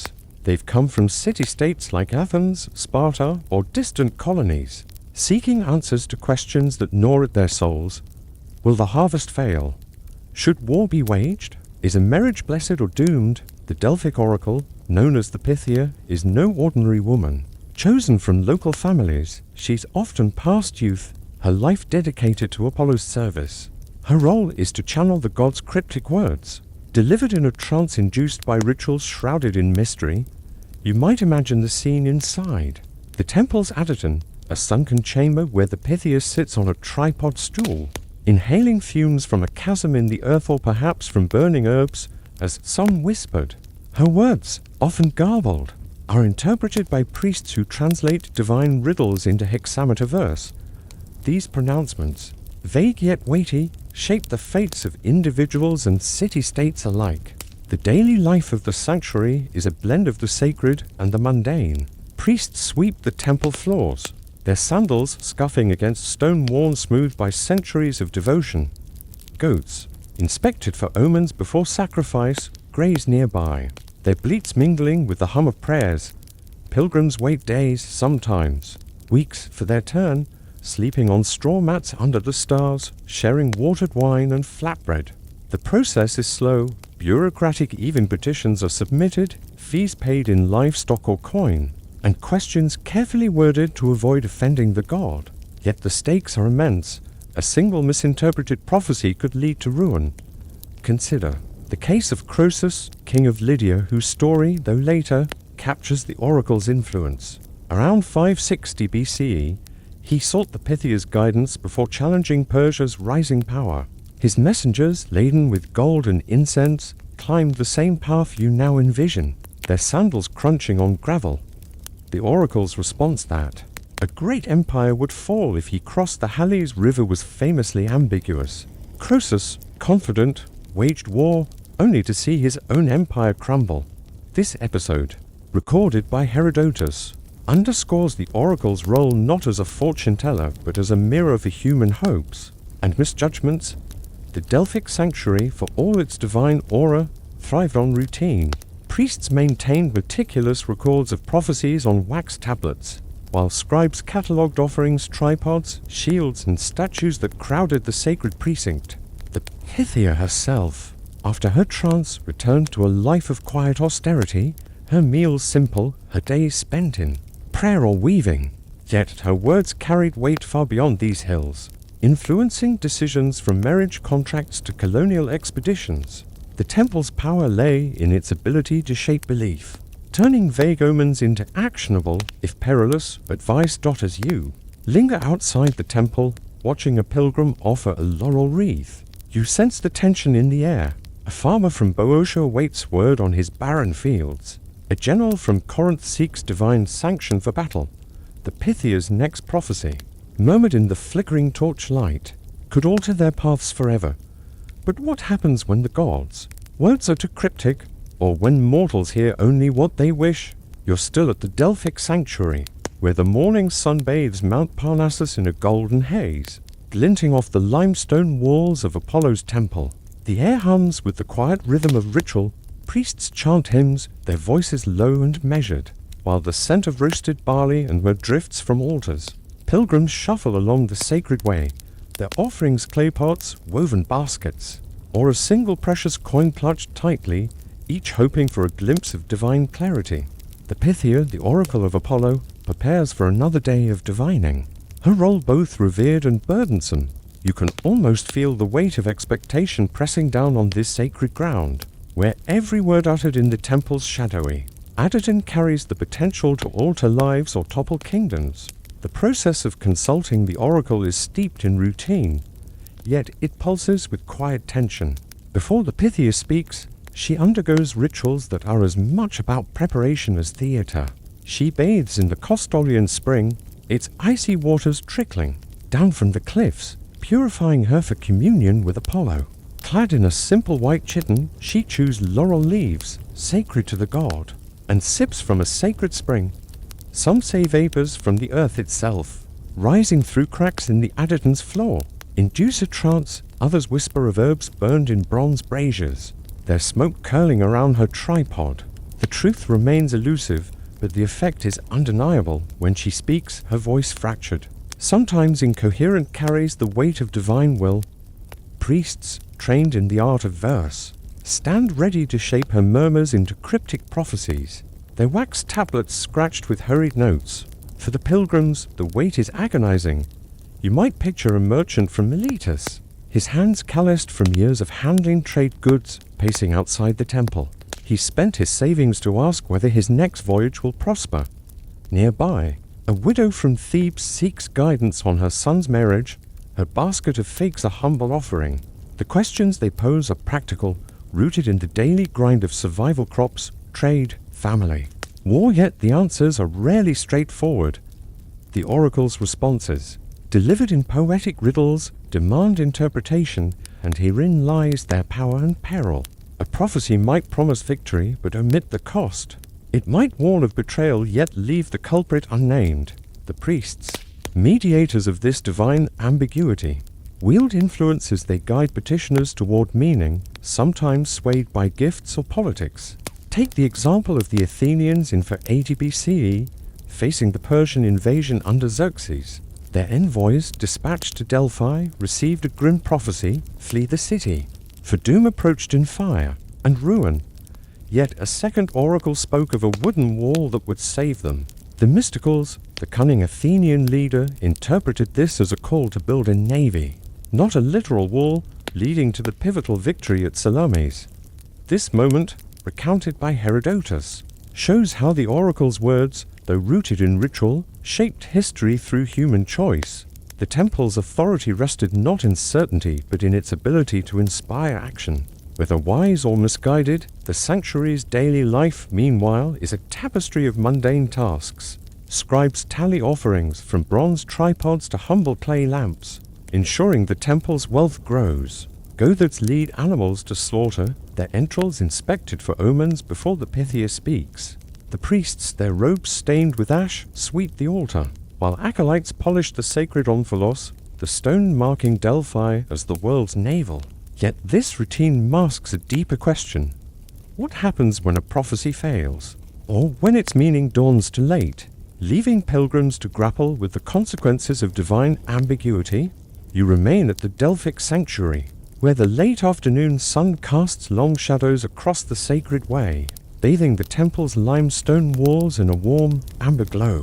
The air carries the faint crackle of burning olive wood and the murmurs of pilgrims, some departing with answers clutched like fragile treasures, others lingering in uncertainty. The Pythia, her day's work done, retreats to her modest quarters, leaving behind the Adodan's smoky haze. The priests, their tablets, filled with scribbled verses, prepare to record the day's prophecies, each one a thread in the tapestry of Greece's fate. For those who sought Apollo's guidance, the real challenge begins now, deciphering the oracle's cryptic words, and acting on them in a world of harvests, wars, and fragile alliances. The oracle's influence, though rooted in ritual, extends far beyond Delphi's rocky slopes. Its pronouncements shape decisions that ripple through city-states, from the founding of colonies to the waging of wars. Yet the sanctuary's power lies not in clarity but in ambiguity, forcing mortals to confront their own biases and desires. Consider the case of the Spartans in the 6th century BCE, who sought the oracle's blessing to conquer Arcadia. The Pythia's response promised them a land called Tegea, but warned they would dance in chains. Misreading the prophecy, the Spartans marched confidently, only to be defeated and enslaved. Their shackles a bitter fulfillment of the oracle's words. This story, preserved by Herodotus, reveals the peril of overconfidence in divine signs, a lesson etched into the daily lives of those who trusted Delphi's voice. Life at the sanctuary, for all its divine aura, is grounded in routine. Priests tally the day's offerings, bronze statuettes, woolen cloaks. Jars of honey while acolytes scrub the altar, their hands stained with ash and blood. Pilgrims, their questions answered, or deferred, share simple meals of lentils and bread, their conversations heavy with hope or doubt. The Pythia herself, often a woman of humble origin, returns to a life of quiet discipline, her role both sacred and isolating. Her trances, whether induced by fumes or fervor, leave her drained, her words a fleeting bridge between mortal and divine. The temple's wealth grows, its treasuries filled with dedications, yet its true currency is belief, a fragile trust that binds petitioners to Apollo's will. The oracle's legacy is one of endurance, shaping Greece's history through subtle nudges rather than grand decrees. It guided colonists to settle in distant lands like Cyrene, advised tyrants like Cleisthenes on reforms, and warned of invasions that reshaped the Hellenic world. Yet its failures, prophecies misread or ignored, remind us of human fallibility. The sanctuary, for all its splendor, was a place of labor and doubt, where priests and pilgrims alike wrestled with the mundane realities of interpreting the divine. The stones of Delphi, worn by centuries of footsteps, stand as a testament to this quiet struggle, their silence louder than any prophecy, reflecting on Delphi's role. You might see parallels in today's world, where we seek certainty in data, forecasts, or expert advice, only to find ambiguity waiting. The oracle's power was not in predicting the future, but in forcing mortals to confront their choices, their courage or their folly. The pilgrims who climbed Parnassus, their sandals worn thin, carried away not just words but questions that shaped their destinies. As the sun sets over the sanctuary, casting the Omphalos in shadow, you're left to wonder, how often do we, like those ancient seekers, hear only what we wish in the answers we seek? Hephaestus' alliance with Cyclops, crafting tools of gods, and Mortal's ingenious self standing at the edge of a volcanic crater, where the air is thick with sulfur and the ground trembles faintly. Beneath your feet, it's the mythical realm of Hephaestus, the Greek god of fire and craftsmanship, whose forge is said to lie beneath Mount Etna or perhaps Lemnos, its bellows fueled by the earth's molten heart. The scene is one of relentless labor, sparks fly from glowing anvils, and the clang of hammer on bronze echoes like a heartbeat. Hephaestus, lame but unyielding, works alongside his assistants, the Cyclops hulking, one-eyed giants whose brute strength shapes the tools of gods and mortals alike. Their workshop, shrouded in smoke and myth, is no divine idol but a gritty crucible of creation, where sweat and ingenuity forge the artifacts that define an era in Greek mythology. Hephaestus is the artisan god, his hands calloused from millennia, of crafting thunderbolts for Zeus, armor for Achilles, and intricate gifts like Pandora's jar. Unlike the radiant Apollo or warlike Mars, Hephaestus is defined by his work, his limp a reminder of his fall from Olympus, cast out by Hera, his imperfection. Yet his forge is a place of power where raw materials iron, bronze, gold are transformed into objects of divine and mortal significance. The Cyclops, named Brontes, Stropes, and Arges in Hesiod's Theogony are his partners in this labor. Born of Gaia and Uranus, these giants are not mere brutes but skilled smiths, their single eyes fixed on the molten metal they shape with precision. The daily rhythm of the forge is relentless. You can picture Hephaestus, his tunic stained with soot, adjusting bellows made of oxhide to stoke the fire's roar. The Cyclops, their massive frames hunched over anvils, hammer out sheets of bronze, their blows steady and deliberate. The workshop is strewn with tools, tongs, chisels, and molds, each worn from use, or hauled from nearby mines, is smelted in clay furnaces, the heat so intense it singes the air. Water hisses as it cools glowing metal, and the floor littered with slag and ash bears the scars of countless creations. The Cyclops, despite their fearsome appearance, work with a quiet focus. their grunts mingling with the crackle of flames. This alliance, though divine, mirrors the mortal workshops of ancient Greece, where smiths toiled in cramped, smoky forges to craft swords, plows, and jewelry in the 8th century BCE. Bronze and early iron tools were the backbone of survival, shaping everything from warfare to agriculture. Hephaestus and his Cyclops embody this craft, their creations bridging the divine and human worlds. The shield of Achilles, described in Homer's Iliad, is a masterpiece of their labor, a bronze disc etched with scenes of life-plowing fields, dancing youths, and warring armies. Its intricate design a testament to their skill. Such work required not just strength but patience, a meticulous attention to detail that turned raw metal into enduring art. Yet the forge is not without tension. Hephaestus, often mocked by other gods for his deformity, labors under the weight of divine expectations. The Cyclops, bound to his service, are figures of raw power, their loyalty unquestioned, but their origins tied to the chaotic early cosmos. Their collaboration produces wonders, but it also raises questions about creation's cost. The thunderbolts they forge for Zeus, for instance, are tools of divine order but also of destruction, capable of razing cities. As you stand amid the forge's heat, watching sparks dance in the dim light, you wonder, what drives Hephaestus and his Cyclops to create, and what consequences might their divine craftsmanship unleash on the world below? You're still deep within the mythical forge of Hephaestus, where the air shimmers with heat and the tang of molten metal. Beneath the volcanic slopes weather Etna, or Lemnos the cavernous workshop pulses with the rhythm of creation. The glow of the furnace casts flickering shadows on the rough-hewn walls, illuminating Hephaestus as he labors, his muscled arms scarred from years of wielding hammer and tangs. Beside him, the Cyclops Brontes, Steropes, and Argers move with surprising precision for their massive size, their single eyes glinting with focus as they shape bronze and iron. The clatter of their tools, the hiss of cooling metal, and the low roar of the bellows create a symphony of toil, a testament to the relentless craft that fuels both divine and mortal worlds. The work here is not just about forging weapons or trinkets. It's a meticulous process rooted in the practicalities of ancient metallurgy.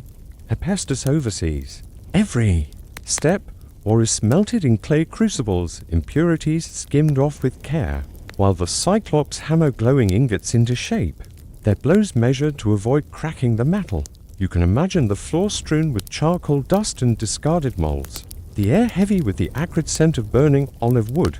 The Cyclops, their hands calloused and blackened, work in unison, passing tools and sharing the weight of massive anvils. Their strength is vital, but it's Hephaestus' knowledge, his understanding of alloys, tempers, and designs that transforms raw materials into artifacts of power. Consider the creation of the Aegis, a shield-like device crafted for Zeus and later Athena. Described in the Iliad, it's a fearsome object, fringed with tassels and adorned with the head of the Gorgon, capable of inspiring terror in gods and mortals alike. Its construction required not just brute force, but artistry. The Cyclops etched intricate patterns, while Hephaestus inlaid gold and silver to make it gleam like lightning.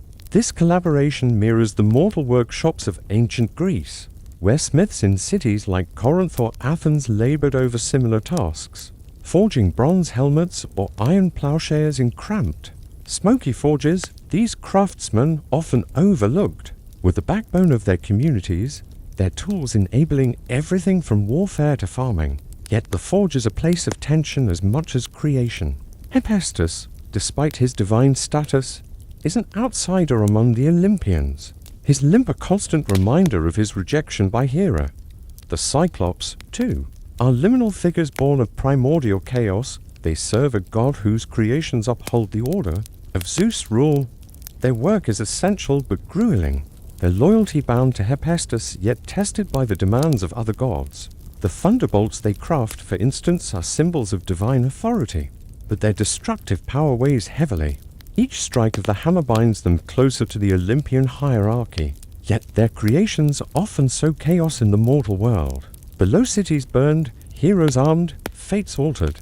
The forge's output shapes history in subtle ways. A sword crafted for a hero like Aeneas might turn the tide of a skirmish. A plowshare gifted to a mortal king could ensure a bountiful harvest. But the process is slow, deliberate, and unglamorous, much like the lives of mortal smiths who toiled in anonymity.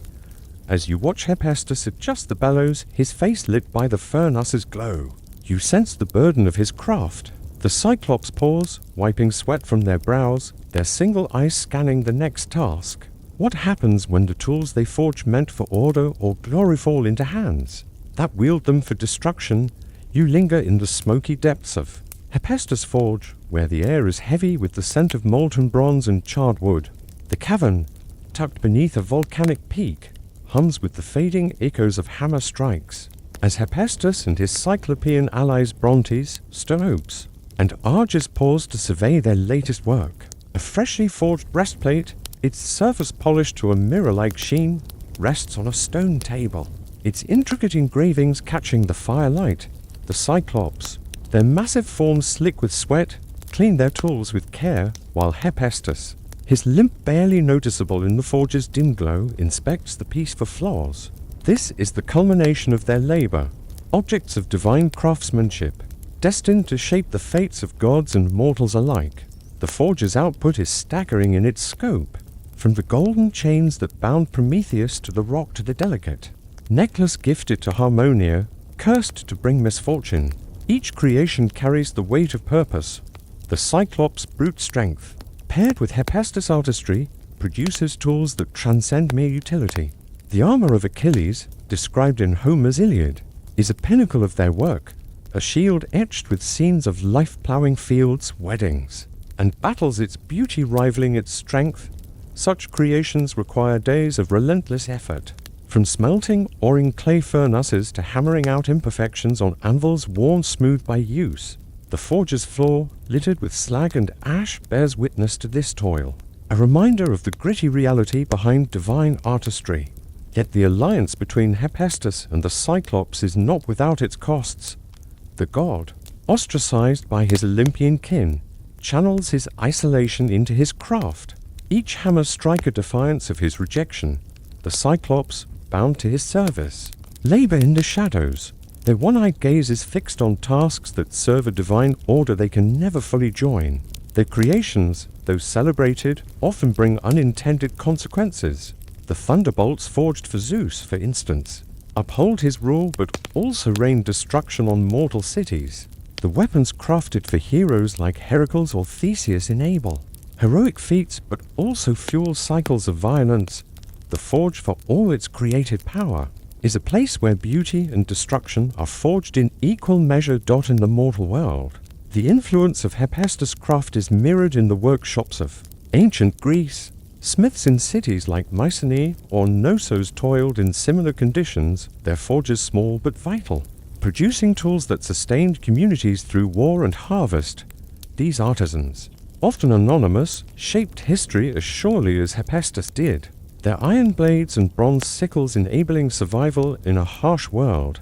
The god's mythical forge, with its divine scale, reflects this human resilience, where skill and perseverance turn raw materials into instruments of progress or ruin daughters.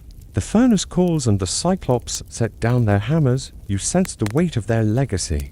The objects they craft, shields, scepters, plows, carry the imprint of their maker's labor, their flaws and triumphs.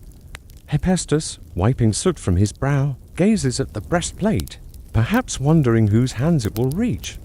The plains of Troy, the fields of Attica, or the halls of Olympus all are touched by the forger's creations. Reflecting on this, you might see parallels in our own world, where technology, born of human ingenuity, shapes destinies in ways both wondrous and perilous. The forger's fire, like innovation itself, is neutral. Its outcomes depend on those who wield its gifts. What legacy will these divine tools leave? And how will mortals bear the consequences of their power? Punishments from Olympus. Lessons in moral order's unyielding grip. Picture yourself on the windswept slopes of Mount Olympus, where the air is crisp and the clouds swirl like a divine veil, obscuring the mortal world below. It's the realm of the Greek gods, a place of marble halls and eternal feasts, but also of stern judgment. In this mythical era, where gods walk among mortals and the line between divine and human blurs, the Olympians enforce a moral order with unyielding precision. Their punishments, meted out for hubris, defiance, or betrayal, are not mere acts of wrath but lessons carved into the fabric of existence. You can almost hear the rustle of Zeus' cloak as he surveys the earth, his thunderbolts ready to strike those who overstep their mortal bounds. The ancient Greeks lived in a world where divine retribution was as real as the harvest or the tides. Temples, built of limestone and adorned with offerings of oil and barley, stood as reminders of the gods' watchful eyes. Mortals toiled daily spinning wool, grinding grain, or forging bronze tools, knowing that a single act of arrogance could invite divine wrath. The stories of these punishments, preserved in Hesiod's Theogony and Ovid's Metamorphoses, were not just myths but cautionary tales, woven into the rhythms of life. Farmers whispered them by firelight, their hands calloused from ploughs, while sailors invoked the gods' mercy before braving the Aegean's waves. Consider the tale of Tantalus, a mortal king favored by the gods, invited to dine on Olympus itself, an honor unthinkable for most. His palace in Lydia, though grand, was built on the mundane, slaves hauling water, scribes tallying grain, and feasts of roasted lamb and figs. Yet Tantalus, swollen with pride, betrayed the gods' trust. Some say he stole ambrosia, the divine nectar, to share with mortals. Others claim he tested the gods' omniscience by serving his own son, Pelops, in a gruesome stew. The Olympians, unfooled, recoiled in horror. Zeus, his voice like thunder, condemned Tantalus to an eternal punishment in the underworld, a realm of shadows and echoes. In Tartarus, far below the sunlit fields of Greece, Tantalus stands in a pool of water, fruit-laden branches hanging just above his head. The water recedes when he stoops to drink, and the fruit sways out of reach when he stretches to eat, forever tantalized, never satisfied. The underworld, with its cold stone caverns and ghostly whispers, is a place of relentless routine for the damned. Sisyphus rolls his boulder, the Danaids carry their leaking jars, and Tantalus endures his torment. The god's justice is not impulsive but calculated, designed to teach mortals the cost of defying divine order. This punishment, though divine, reflects the mortal world's obsession with balance. In ancient Greece, communities thrived on reciprocity. Offerings to gods ensured good harvests. Respect for laws preserved civic harmony. Hubris, the act of overreaching one's place, threatened this equilibrium. Tantalus' story, told in marketplaces and around hearths, reminded Greeks to honor boundaries, whether in offering a lamb at a temple or respecting a neighbor's land. The gods' punishments, though severe, were lessons in humility, etched into the collective memory of a people who lived by the plow and the loom.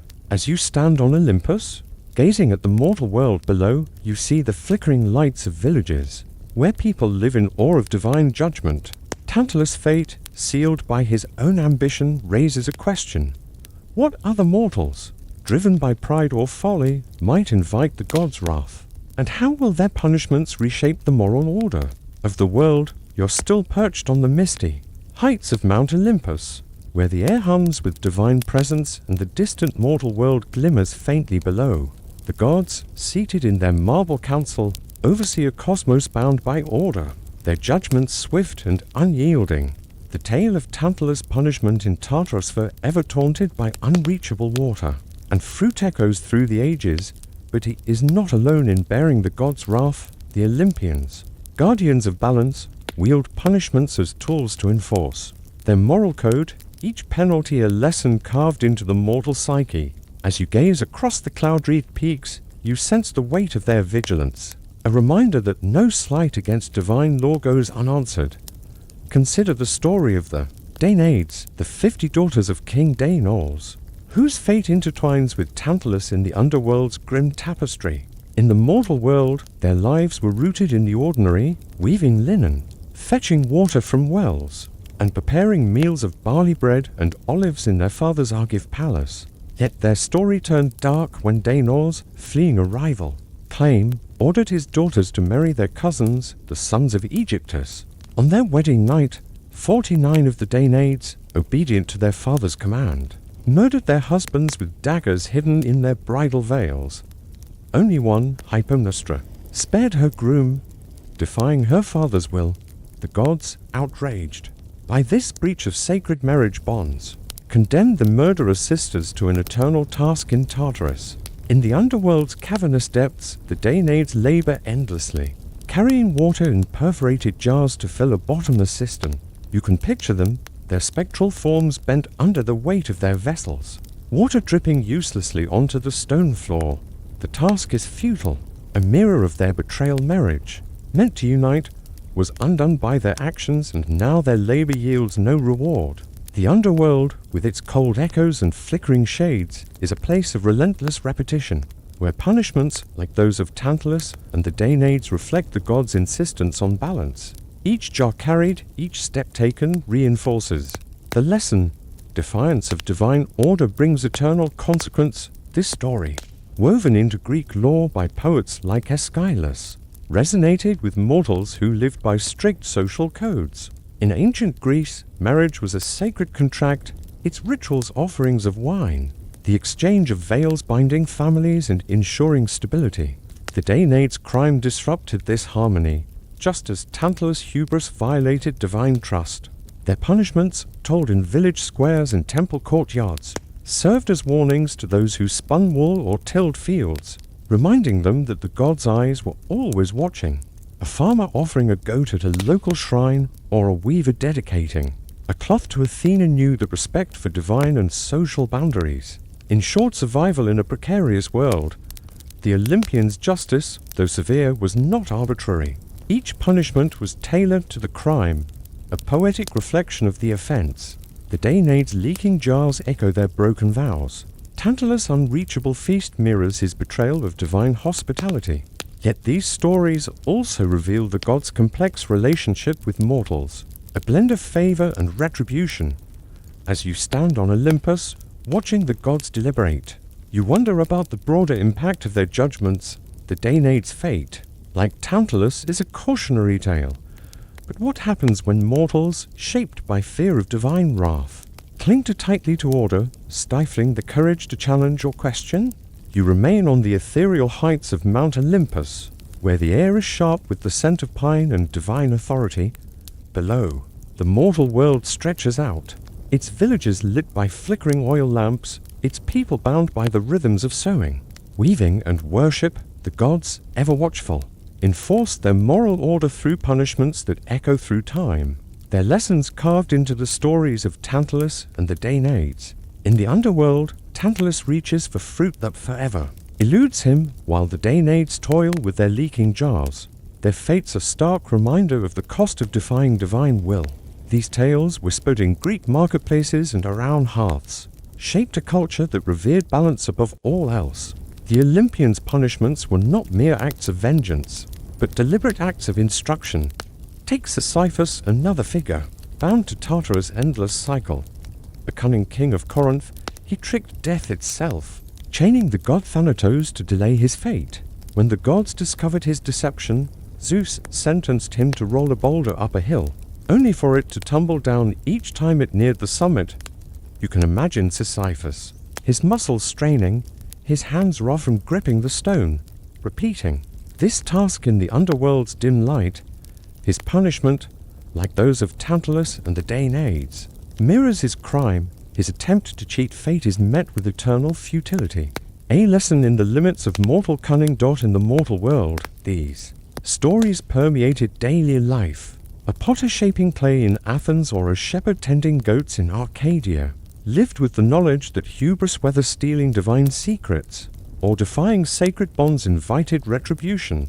Temples, their altars stained with the blood of sacrificial lambs, were hubs of ritual where offerings of barley or wine sought to appease the gods. The tales of divine punishment, recounted by poets like Hesiod, were practical guides, urging humility in a world where survival depended on respecting boundaries between neighbors, gods, and nature itself. A farmer who overreached, claiming land not his, risked not just human justice but the gods' wrath. Mirrored in the myths. The legacy of these punishments is their enduring resonance. The Greeks, through their myths, built a worldview where Order was paramount, yet the stories also reveal the tension between divine control and human agency. The Danaid's crime, driven by their father's command, raises questions of choice and loyalty. Sisyphus' defiance, though doomed, speaks to a spark of resistance against fate. These tales, told in the glow of oil lamps or under the stars, shaped a culture that valued restraint but also grappled with the urge to push beyond limits. The Olympian's justice, though harsh, was a mirror held up to humanity, reflecting both its flaws and its resilience. Reflecting on these punishments, you might see parallels in our own time where systems legal, social, or moral seek to enforce balance, often at great cost.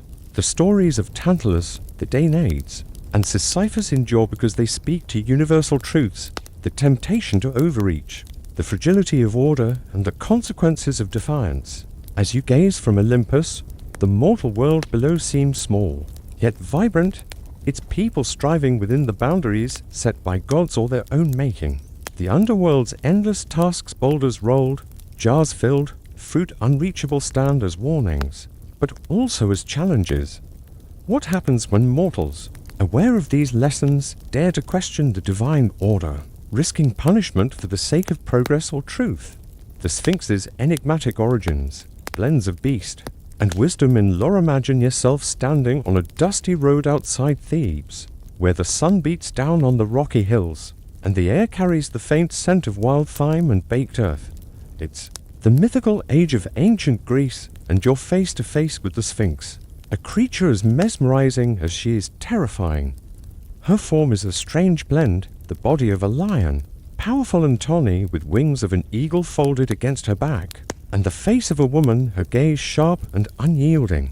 Perched on a crag overlooking the path to the city, she guards the way, her voice both melodic and menacing as she poses riddles to travelers. Those who fail to answer correctly meet a grim fate, their bones scattered among the stones below.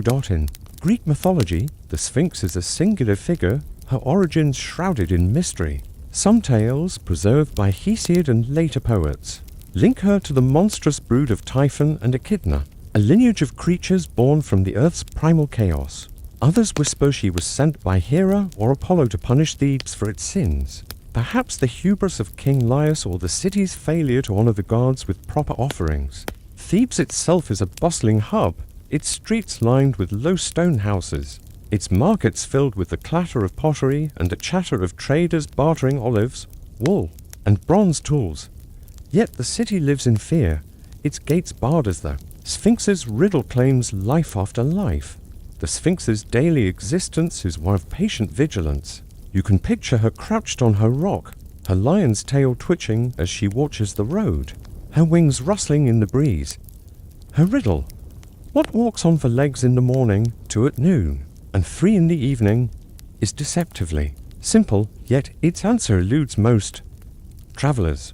From merchants carrying amphorae of wine to shepherds herding goats, approach with trembling steps, their lives hanging on their wits. Thebes, cut off by her presence, suffers, grain stores dwindle. Trade stalls and the city's priests burn incense daily, praying for deliverance. The Sphinx, unmoved, waits, her human face betraying no emotion as she delivers a fatal challenge. This creature, though mythical, reflects the Greeks' fascination with wisdom and its perils. Riddles were a cultural staple, used in symposia and religious rituals to test intellect and humility.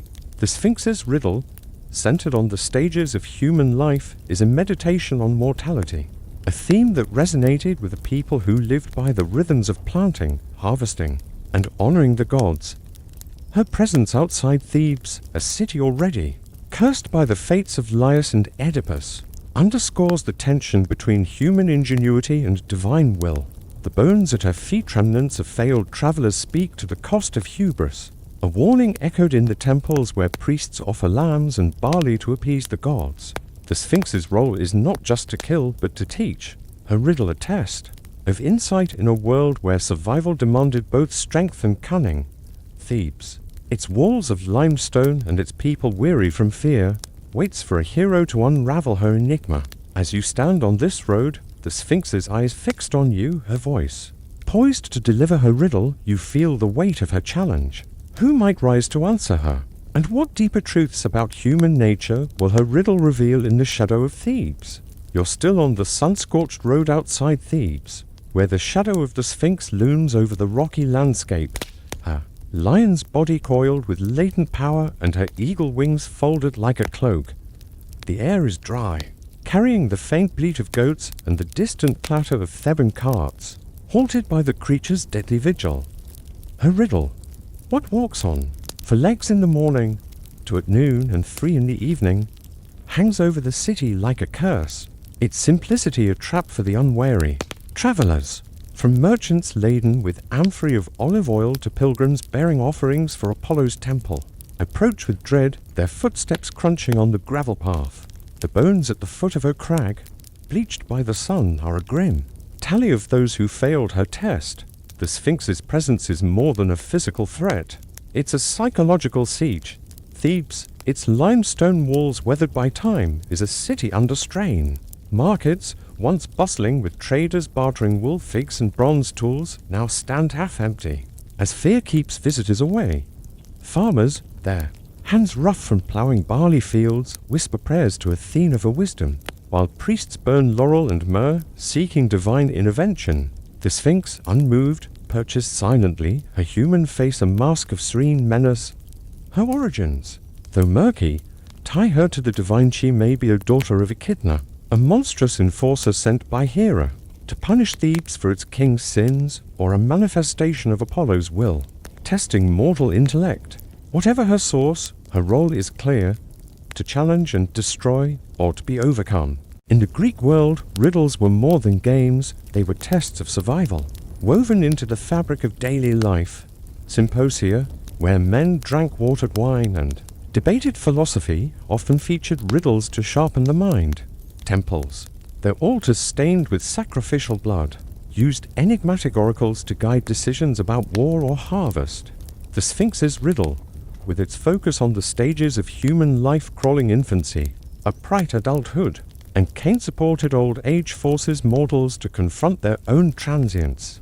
It's a puzzle rooted in the mundane, yet its stakes are eternal. A weaver spinning thread in Thebes or a potter shaping clay might ponder it, knowing that failure means death, while success could restore the city's lifeline. The Sphinx's vigil mirrors the Greeks' obsession with balance between wisdom and hubris. To answer her riddle requires not just cleverness but humility, an acceptance of life's fleeting nature. Thebes, already scarred by the curse of Laius, whose defiance of prophecy led to his son Oedipus' tragic fate, faces a collective test. The city's survival hinges on someone who can unravel the Sphinx's words, but each failed attempt tightens a grip. You can imagine the tension in the city's agora, where citizens gather to share rumors of brave souls who tried and perished, their hopes pinned on an unknown savior. As you stand before the Sphinx, her eyes glinting with an otherworldly calm, you sense the weight of her challenge. The road to Thebes, littered with the debris of failed journeys, broken sandals, discarded cloaks, stretches behind her, a path to salvation or ruin. The city waits, its people clinging to their daily tasks of grinding grain and tending flocks, praying for deliverance. Who will face the Sphinx's riddle? And what will it cost to break her hold over Thebes? You stand once more on the dusty road outside Thebes, where the Sphinx's shadow stretches across the sun-baked stones, her lion's form still and her human eyes piercing the horizon. The city behind her, its limestone walls etched with the wear of time, holds its breath. The Sphinx's riddle: what walks on for legs in the morning, to at noon and 3 in the evening, has claimed countless lives, their bones piling at her crag's base like a grim offering. Thebes, cut off from trade and trembling under her gaze, clings to its routines. Potters shape clay, weavers thread looms, and priests burn incense, their prayers mingling with the scent of myrrh and desperation. Yet hope emerges in the form of Oedipus, a wanderer whose arrival stirs whispers in the agora. Oedipus, a man of sharp intellect but shadowed by fate, steps forward to face the Sphinx. His sandals, worn from long travels, crunch on the gravel as he meets her gaze. The riddle, when she speaks it, carries the weight of divine judgment, yet its answer man unravels in his mind with quiet clarity. A child crawls on all fours, An adult walks onto legs and an elder leans on a staff, the stages of life, laid bare in a moment of insight. The Sphinx, her purpose fulfilled or her power broken, leaps from her perch to her death, some say, or vanishes into the divine ether, leaving the road to Thebes open once more. The city exhales, its markets slowly reviving as traders return, with amphorae of wine and bundles of wool. This resolution, recounted in Sophocles' Oedipus Rex, is no simple triumph. The Sphinx's defeat lifts the siege, but Oedipus' victory carries a bitter irony. Unbeknownst to him, his success sets him on a path to uncover his own cursed origins, killing his father, Laius, and marrying his mother, Eucaste, fulfilling a prophecy he sought to escape. The Sphinx, whether sent by Hero to punish Thebes, or by Apollo to test its wisdom, serves as a divine instrument. Her riddle exposing the fragility of human understanding. Her presence, though brief in the grand tapestry of Greek myth, underscores the interplay of fate and intellect, a theme that resonated in a culture where survival hinged on respecting divine boundaries. Thebes, restored to life, resumes its daily grind. Farmers sow barley, smiths hammer bronze, and priests offer lambs to appease the gods. Yet the Sphinx's legacy lingers in the stories told by firelight. Her riddle a reminder of mortality's inevitability. In ancient Greece, where riddles sharpened minds at symposia and oracles guided decisions, the Sphinx's challenge was a cultural touchstone, urging humility in the face of life's mysteries.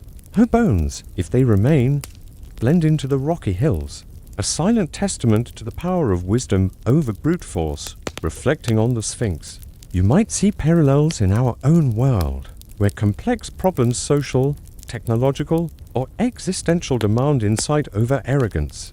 The riddle's answer, man, is a universal truth, yet its simplicity masks the deeper challenge of navigating life's stages with grace. Thebes, freed by Oedipus, soon learns the cost of his victory, just as we grapple with the unintended consequences of our solutions.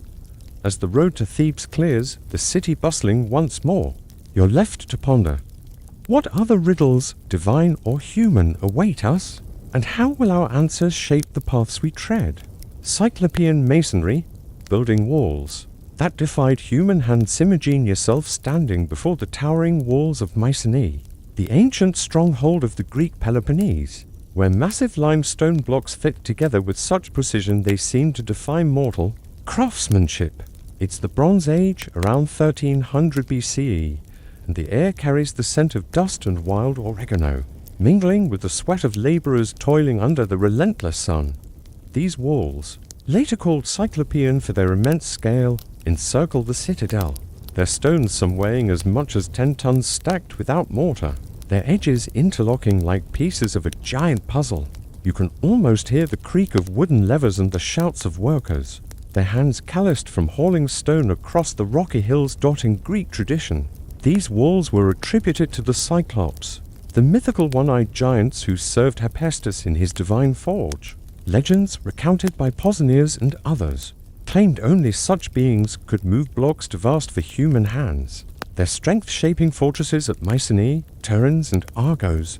In reality, the walls were built by the Mycenaeans, a warrior culture, whose palaces buzzed with the clatter of bronze tools, the chatter of scribes marking clay tablets, and the aroma of roasting lamb from royal feasts. These fortifications, designed to protect against rival city-states or invaders, were a testament to engineering prowess, their construction a saga of human endurance.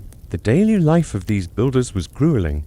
You might picture teams of laborers, their tunics stained with sweat and earth, using sledges and rollers to drag limestone from nearby quarries. Ramps of packed dirt, now long eroded, guided the stones into place, while masons chipped away with bronze chisels, shaping each block to fit its neighbor. The process was slow, spanning years, with workers sustained by simple meals of barley porridge, olives and watered wine.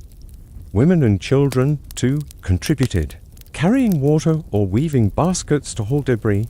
The walls, rising course by course, were not just defenses but symbols of power, their sheer size proclaiming Mycenae's dominance. The term Cyclopean reflects all these structures inspired in later Greeks, who could scarcely believe mortals alone built them. The stones, some as large as small houses, were quarried using only muscle and ingenuity, without the iron tools of later eras. The precision of their fit gaps, so tight a knife blade couldn't slip through, required meticulous planning, likely guided by overseers who measured angles with knotted ropes. These walls, unlike the mud-brick fortifications of other cultures, endured centuries. Their entrance acquired triumph of human skill over time's decay. Yet the walls were more than stone, they were a cultural cornerstone. Mycenae, with its lion, gate and royal tombs, was a hub of trade and warfare, its people forging bronze swords and exporting pottery across the Mediterranean. The walls protected not just the city, but its way of life, its scribes, its weavers, its priests offering goats to Zeus. Their construction, though mundane in its labor, was a collective act of resilience, binding a community through shared toil. As you trace your fingers along the cool, massive stones, you sense the weight of their creation. What drove the Mycenaeans to build such enduring monuments? And what secrets of their craft lie hidden in these silent, Cyclopean walls? You're still before the towering Cyclopean walls of Mycenae, their massive limestone blocks looming like silent sentinels under the Bronze Age sun. The air hums with the sounds of labor, wooden rollers creaking, ropes straining, and the rhythmic chink of bronze chisels against stone. Around you, the Mycenaean citadel bustles with life. Scribes etch clay tablets to track grain stores, weavers spin wool in shaded courtyards, and the scent of roasting barley bread drifts from communal ovens.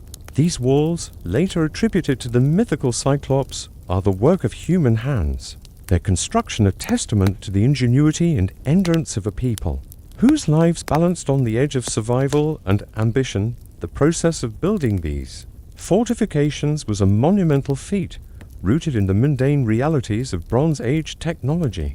You can picture teams of laborers, their tunics patched and sweat-soaked, dragging stones from quarries miles away. They used sledges of oak and ox-hide ropes, their muscles straining as they maneuvered blocks weighing as much as small houses. Ramps of earth and gravel, built and rebuilt with each course of stone, guided the blocks into place. Masons, their hands calloused from wielding mallets, shaped the limestone with precision, fitting each piece so tightly that no mortar was needed. The work was slow, often spanning decades, with entire families involved, men hauling, women carrying water in clay jugs, children clearing debris with woven baskets. This labor was not just physical, but communal, binding Mycenae's people in a shared purpose. The walls encircling the citadel and its palace protected not only the king and his gold-filled treasuries, but also the potters, smiths, and farmers who sustained the city. Each stone laid was a defiance of rival city-states like Turin's or Argos, whose own Cyclopean walls rose in similar feats of engineering. The Mycenaeans, skilled in bronze working and trade, used their fortifications to project power across the Mediterranean, their ships carrying olive oil and pottery to distant shores. Yet the walls also sheltered the daily grind, mothers grinding barley, priests sacrificing goats to appease Zeus, and warriors sharpening spears for the next raid. The term Cyclopean, coined by later Greeks, captures all these structures inspired. To a people accustomed to mud-brick or smaller stone walls, the sheer scale of Mycenae's fortifications seemed superhuman, prompting myths of one-eyed giants wielding divine strength. In reality, the Mycenaean success lay in organization and persistence. Overseers, likely priests or nobles, planned the wall's layout using simple tools, knotted ropes for measurements, wooden stakes for alignment. The stones, quarried with bronze picks, were chosen for their durability, their rough faces left unpolished to grip one another. This practical artistry ensured the walls stood firm against earthquakes and invaders. Their entrance acquired triumph over time. Yet the wall's construction came at a cost. Laborers toiled under harsh conditions, their diets of lentils, figs, and watered wine barely sustaining them. Injuries were common: crushed fingers, strained backs, and the work demanded years of a community's resources. As you walk along the base of the Lion Gate, its massive lintel carved with guardian beasts, you sense the human toll embedded in the stones. The walls secured Mycenae's dominance, But what did they demand of the people who built them, and what hidden strains did their creation place on a civilization at its peak? You stand once more before the Cyclopean walls of Mycenae, their massive limestone blocks bathed in the fading light of a Bronze Age dusk. The citadel hums. With life smiths, hammer bronze in smoky forges, women knead dough for flatbread, and the distant bleat of goats echoes from the hills. These walls, their stones fitted with uncanny precision, have stood for generations, a testament to Mycenaean ingenuity and the labor of countless hands. Later Greeks, awestruck, attributed their construction to the mythical Cyclops, but the truth lies in the sweat and strategy of a people who built not just for defense, but for legacy. The Lion Gate, its carved lines glaring down, marks the entrance to a city that thrived on trade, war, and resilience. The completion of these walls was a triumph of endurance over the limitations of Bronze Age tools. Without iron or pulleys, the Mycenaeans relied on muscle levers and earthen ramps to hoist stones weighing up to 10 tons. Each block, shaped with bronze chisels and fitted without mortar, required meticulous care, their edges interlocking like a stone mosaic. The process spanned decades, draining resources, grain, livestock, and labor that could have fed families or fueled trade. Yet the walls secured Mycenae's dominance, protecting its palace, where scribes tallied olive oil exports, and its tombs, filled with gold masks and bronze daggers. They stood as a bulwark against rivals like Terrans and as a symbol of a civilization at its zenith. The human cost, though, was immense. Laborers, their bodies worn from hauling stone, faced hunger when harvests were diverted to feed work crews. Families toiled together, men dragging sledges, women carrying water, children clearing rubble, bound by a shared purpose but strained by exhaustion. Injuries were routine. Broken bones from falling stones, infections from untreated cuts. The walls, while a marvel, were a burden on a society that balanced survival with ambition. Mycenae's wealth, built on trade with Crete and Egypt, funded the effort, but the strain may have sown seeds of decline as resources dwindled and rivalries grew. In the centuries that followed, the walls endured while Mycenae itself faded. Its palaces burned and its people scattered by the collapse of the Bronze Age. Later Greeks, walking past the Lion Gate, marveled at the stone's size, spinning tales of Cyclopean giants to explain what seemed impossible. These myths, recorded by Pausanias, reflect a truth: the walls were a collective feat, their construction a mirror of Mycenaean society's strength and fragility. They protected a way of life, potters shaping clay, priests offering goats to Zeus, warriors training with bronze spears, but also revealed its limits, as the effort to build such monuments stretched a civilization to its breaking point.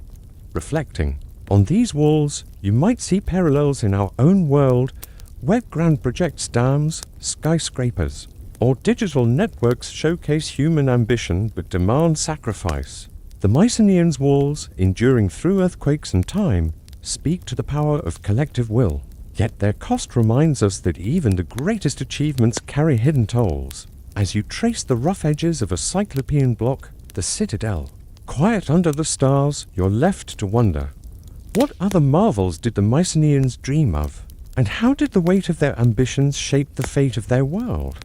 Dreams as portents, nocturnal visions shaping Greek destinies. You settle into the quiet of the evening. Let your mind drift back to the sun-baked hills of ancient Greece, where the boundary between the waking world and the realm of sleep was as thin as a veil of olive leaves rustling in the breeze. In those days, dreams were not mere fleeting images dismissed at dawn. They were potent messengers, believed to carry the whispers of the gods themselves. You can picture yourself as an ordinary citizen in Athens or Thebes, perhaps a potter shaping clay by day, or a farmer tending vines, lying on a straw mat in your modest home. The air thick with the scent of burning olive oil lamps. The night envelops you, and as sleep claims your weary body, visions unfold that could alter the course of your life, even the fate of your city. Historians like Herodotus and Plutarch documented how dreams influenced decisions great and small, weaving them into the fabric of Greek society. From the 8th century BC onward, during the Archaic period, Greeks turned to dreams for guidance in matters of health, war, and governance. Temples dedicated to Asclepius, the god of healing, dotted the landscape from Epidaurus to Kos. These sanctuaries were places of pilgrimage where you, as a sufferer of ailment or uncertainty, would undergo a ritual known as incubation. You arrive at the temple after a day of purification, bathing in sacred springs, abstaining from food and offering simple sacrifices like honey cakes or roosters. The priests, clad in white linen, guide you to the abaton, a dimly lit sleeping chamber built of stone, its walls echoing with the soft chants of hymns to Hypnos, the god of sleep, lying there on a cline, a low couch covered with animal skins. You close your eyes amid the faint aroma of incense, myrrh, and frankincense mingling with the earthy dampness of the underground space. The process was methodical, almost mundane in its routine, no dramatic ceremonies, just the quiet anticipation of divine intervention. Asclepius or his serpents might appear in your dream, prescribing remedies as straightforward as herbal poultices or dietary changes. Upon waking, you recount the vision to the temple's interpreters, who meticulously record it on wax tablets or papyrus scrolls. These dream therapies were not reserved for the elite. Archaeological finds from sites like the Asclepian at Epidaurus reveal votive offerings from farmers, slaves, and merchants, clay models of healed limbs or inscribed stones thanking the god for cures from blindness, infertility, or chronic pains. Beyond healing, dreams shaped political and military destinies in ways that felt both ordinary and profound. Take the case of Xerxes I, the Persian king whose ambitions clashed with Greek city-states in the 5th century BCE. As chronicled by Herodotus in his histories, Xerxes hesitated before launching his massive invasion of Greece in 480 BCE. One night, a towering figure appeared in his dream, urging him to proceed or face ruin. At first, he ignored it, consulting his advisors in the opulent halls of Persepolis, where debates dragged on over maps and supply logs. But the vision returned, more insistent, compelling him to mobilize an army of hundreds of thousands. This wasn't a fantastical tale, but a reflection of how rulers integrated dream portents into strategic planning. Often alongside oracles from Delphi, Greek leaders did the same. Philip II of Macedon, father of Alexander the Great, reportedly dreamed of sealing his wife Olympias's womb with a lion's image, interpreting it as a sign of his son's future conquests. In daily life, dream interpretation was a commonplace skill, passed down through families or learned from professional oneirocritics, who roamed marketplaces. Artemidorus of Duldas, a 2nd century CE dream analyst, compiled the interpretation of dreams, a tome detailing symbols as banal as seeing bread signifying prosperity or teeth falling out. For telling family loss, you might consult such a book, thumbing through its pages by lamplight, pondering how a dream of flying birds could predict a safe sea voyage for your trading venture.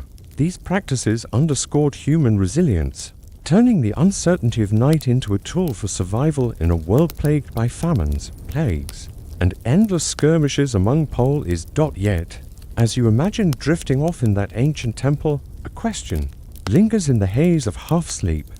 What if the god's messages were misinterpreted, leading not to healing or victory, but to unforeseen catastrophe? Imagine yourself back in that ancient Greek world, the night air cool against your skin as you lie in the abaton of an Asclepian temple, your mind still tingling with the dream you've just had. The flickering oil lamps cast shadows on the stone walls, and you whisper your vision to a priest who scratches notes onto a wax tablet with a stylus. This scene, so routine yet heavy with meaning, was a cornerstone of Greek life, where dreams were not just personal but communal tools for navigating an unpredictable world. As you shared your dream perhaps of a serpent coiling around a staff, a common symbol of Asclepius, the priest might nod, interpreting it as a directive to drink willow bark tea for your fever, or to offer a clay votive of a healed hand to the god. These temple records, unearthed centuries later, reveal thousands of such accounts, etched into stone or scribbled on papyrus, showing how ordinary Greeks relied on dreams to mend their bodies, and spirits beyond the healing sanctuaries. Dreams carried weight in the dusty agora and the marble halls of power. Consider the story of Croesus, the fabulously wealthy king of Lydia whose interactions with Greek culture left a mark in Herodotus's accounts. In the 6th century BCE, Croesus dreamed that his son Atys would die by a spear. Alarmed, he forbade Atys from joining military campaigns, keeping him safe in the palace at Sardis, surrounded by golden treasures and intricate tapestries. Yet, the dream's shadow persisted. When Atys begged to join a boar hunt to prove his valor, Croesus relented, swayed by his son's pleas and the assurances of advisors.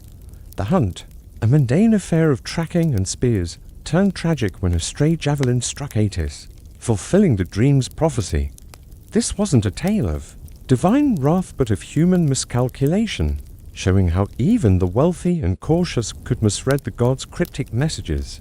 You might wonder, as you walk the streets of Sardis in your mind, how many others made decisions based on such visions, only to meet unintended fates. Dreams also shaped the strategies of city-states. In Athens, during the Peloponnesian War for 31404 BCE, generals like Nicias consulted oracles and dreams before campaigns. As Thucydides notes in his measured prose, one Athenian citizen, perhaps a sandal maker or olive merchant like you, might have overheard debates in the Agora about a dream foretelling victory at sea. Such visions influenced naval preparations, from the number of triremes built to the allocation of grain supplies for rowers. Excavations at Piraeus, Athens port, reveal the meticulous records of shipwrights' lists of timber, nails, and pitch that supported these dream-inspired fleets. Yet, the reliance on dreams wasn't always triumphant. The disastrous Sicilian expedition of the 15 BCE, partly spurred by optimistic oracles and dreams, led to Athens' crippling defeat, with thousands of soldiers lost to disease and slaughter. In Syracus's quarries, the cultural weight of dreams extended to their documentation. Artemidorus's One Critica catalogued everyday symbols. Dreaming of a goat might mean prosperity for a farmer, while a broken sandal could warn of betrayal. These interpretations, copied by scribes in Alexandria's libraries, spread across the Greek world, shaping how you, as a trader or weaver, planned your next move. Dreams offered resilience, a way to face life's uncertainties. Whether you were bargaining for pottery in Corinth or praying for a child's recovery in a hillside shrine, the process was methodical. Consult, interpret, act, but carried profound stakes, blending the mundane with the divine. As you ponder these stories, lying in the quiet of your imagined Greek home, a question stirs. How did these dream-driven decisions ripple outward, altering the fates of individuals and entire cities in ways no one could predict? Picture yourself rising from your straw mat in an ancient Greek home, the dawn light filtering through a small window as you recall last night's dream. A flock of doves scattering before a storm. You might visit a local oneirocritic in the Agora, their stall cluttered with scrolls and clay tokens, to decipher whether this vision warns of strife or promises renewal. In ancient Greece, such moments were woven into the rhythm of life, where dreams didn't just guide personal choices, but left lasting marks on history's tapestry. The Greeks' trust in nocturnal visions, as recorded by chroniclers like Herodotus and Pausanias, reveals a society that saw the divine in the mundane, turning fleeting images into catalysts for action. This reliance, though often methodical, could lead to triumph or tragedy, shaping destinies in ways that still echo today. Consider the aftermath of dreams in the political sphere. In 480 BCE, as Xerxes' vast Persian army loomed, the Athenians turned to the Oracle of Delphi, whose cryptic prophecies often intertwined with dreams. The Mysticals, a shrewd Athenian general, reportedly dreamed of a wooden wall protecting Athens. He interpreted it as a call to build a navy, not fortifications, leading to the construction of triremes that proved decisive at the Battle of Salamis. Excavations at Piraeus uncover the shipyard's remnants, rows of wooden slips, and bronze fittings testifying to the labor of carpenters and rowers, who turned a dream into a fleet. This victory, spurred by a nocturnal vision, preserved Greek independence, but it wasn't without cost. Thousands perished in the straits, their cries swallowed by the waves, a reminder that dreams, while powerful, carried no guarantee of mercy. On a smaller scale, Dreams shaped the lives of ordinary Greeks, fostering resilience amid hardship. At the Asclepieion in Epidaurus, inscriptions detail cases like that of a woman named Clio, who dreamed of Asclepius prescribing a regimen of rest and barley broth to cure her barrenness. Months later, she dedicated a stone tablet, claiming a child born from the god's guidance. Such stories, etched into temple walls, show how dreams offered hope to farmers, weavers, and laborers battling disease or poverty. Yet, not all outcomes were joyous. Misinterpretations could lead to ruin, as with Croesus, whose dream about his son's death proved true despite his precautions. These failures highlight the Greeks' persistent faith in dreams, even when outcomes defied their hopes, reflecting a cultural tenacity that balanced skepticism with reverence. The legacy of this dream-driven culture ripples into modern times. Artemidorus's Onera Critica, preserved in Byzantine manuscripts, influenced medieval and Renaissance thought, shaping how later societies viewed the subconscious. Today, psychology owes a debt to these early interpreters who saw dreams as windows into human fears and desires. The Greeks' meticulous approach, consulting priests, recording visions, acting on them, mirrors our own attempts to find meaning in uncertainty. Whether through therapy or data analysis, their belief in dreams as portents, though rooted in a world of gods and oracles, reflects a universal human need to seek patterns in chaos, to find guidance in the quiet of the night. As you reflect on this, lying in your imagined Greek home, consider how dreams still shape our choices. From the mundane to the monumental, the Greek story teaches us that even the smallest vision can alter history's course, for better or worse. But what does it mean when we, in our modern world, ignore the whispers of our own dreams, dismissing them as mere shadows of the mind? Story 14.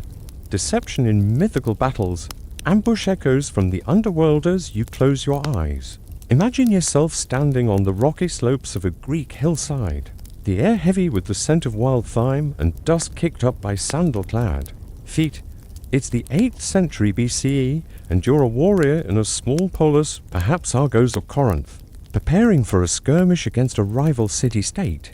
The tales of heroic battles like those in Homer's Iliad fill your mind. But the reality of warfare in ancient Greece was often less glamorous, rooted in cunning and deception rather than open combat. Ambushes, feigned retreats, and hidden maneuvers were the quiet tools of survival, shaping the outcomes of conflicts in ways that poets rarely celebrated. These strategies, born from necessity in a world of limited resources and constant territorial squabbles, reveal the ingenuity of ordinary Greeks, farmers, shepherds, and potters-turned-soldiers who relied on wit to outlast their enemies. The Greeks' mastery of deception is well documented in historical texts and archaeological finds. Thucydides, in his History of the Peloponnesian War, describes how small bands of hoplites, armed with bronze spears and round shields, used the rugged terrain to their advantage. You might picture yourself among them, crouching behind a boulder-strewn ridge, your leather armor creaking as you wait for the signal, a low whistle, or the glint of a torch. The goal wasn't always to kill, but to demoralize, to disrupt supply lines or steal livestock under cover of night. Excavations at sites like Thermopylae reveal narrow passes, where ambushes were staged with pottery shards and arrowheads scattered in the soil, hinting at sudden, silent strikes.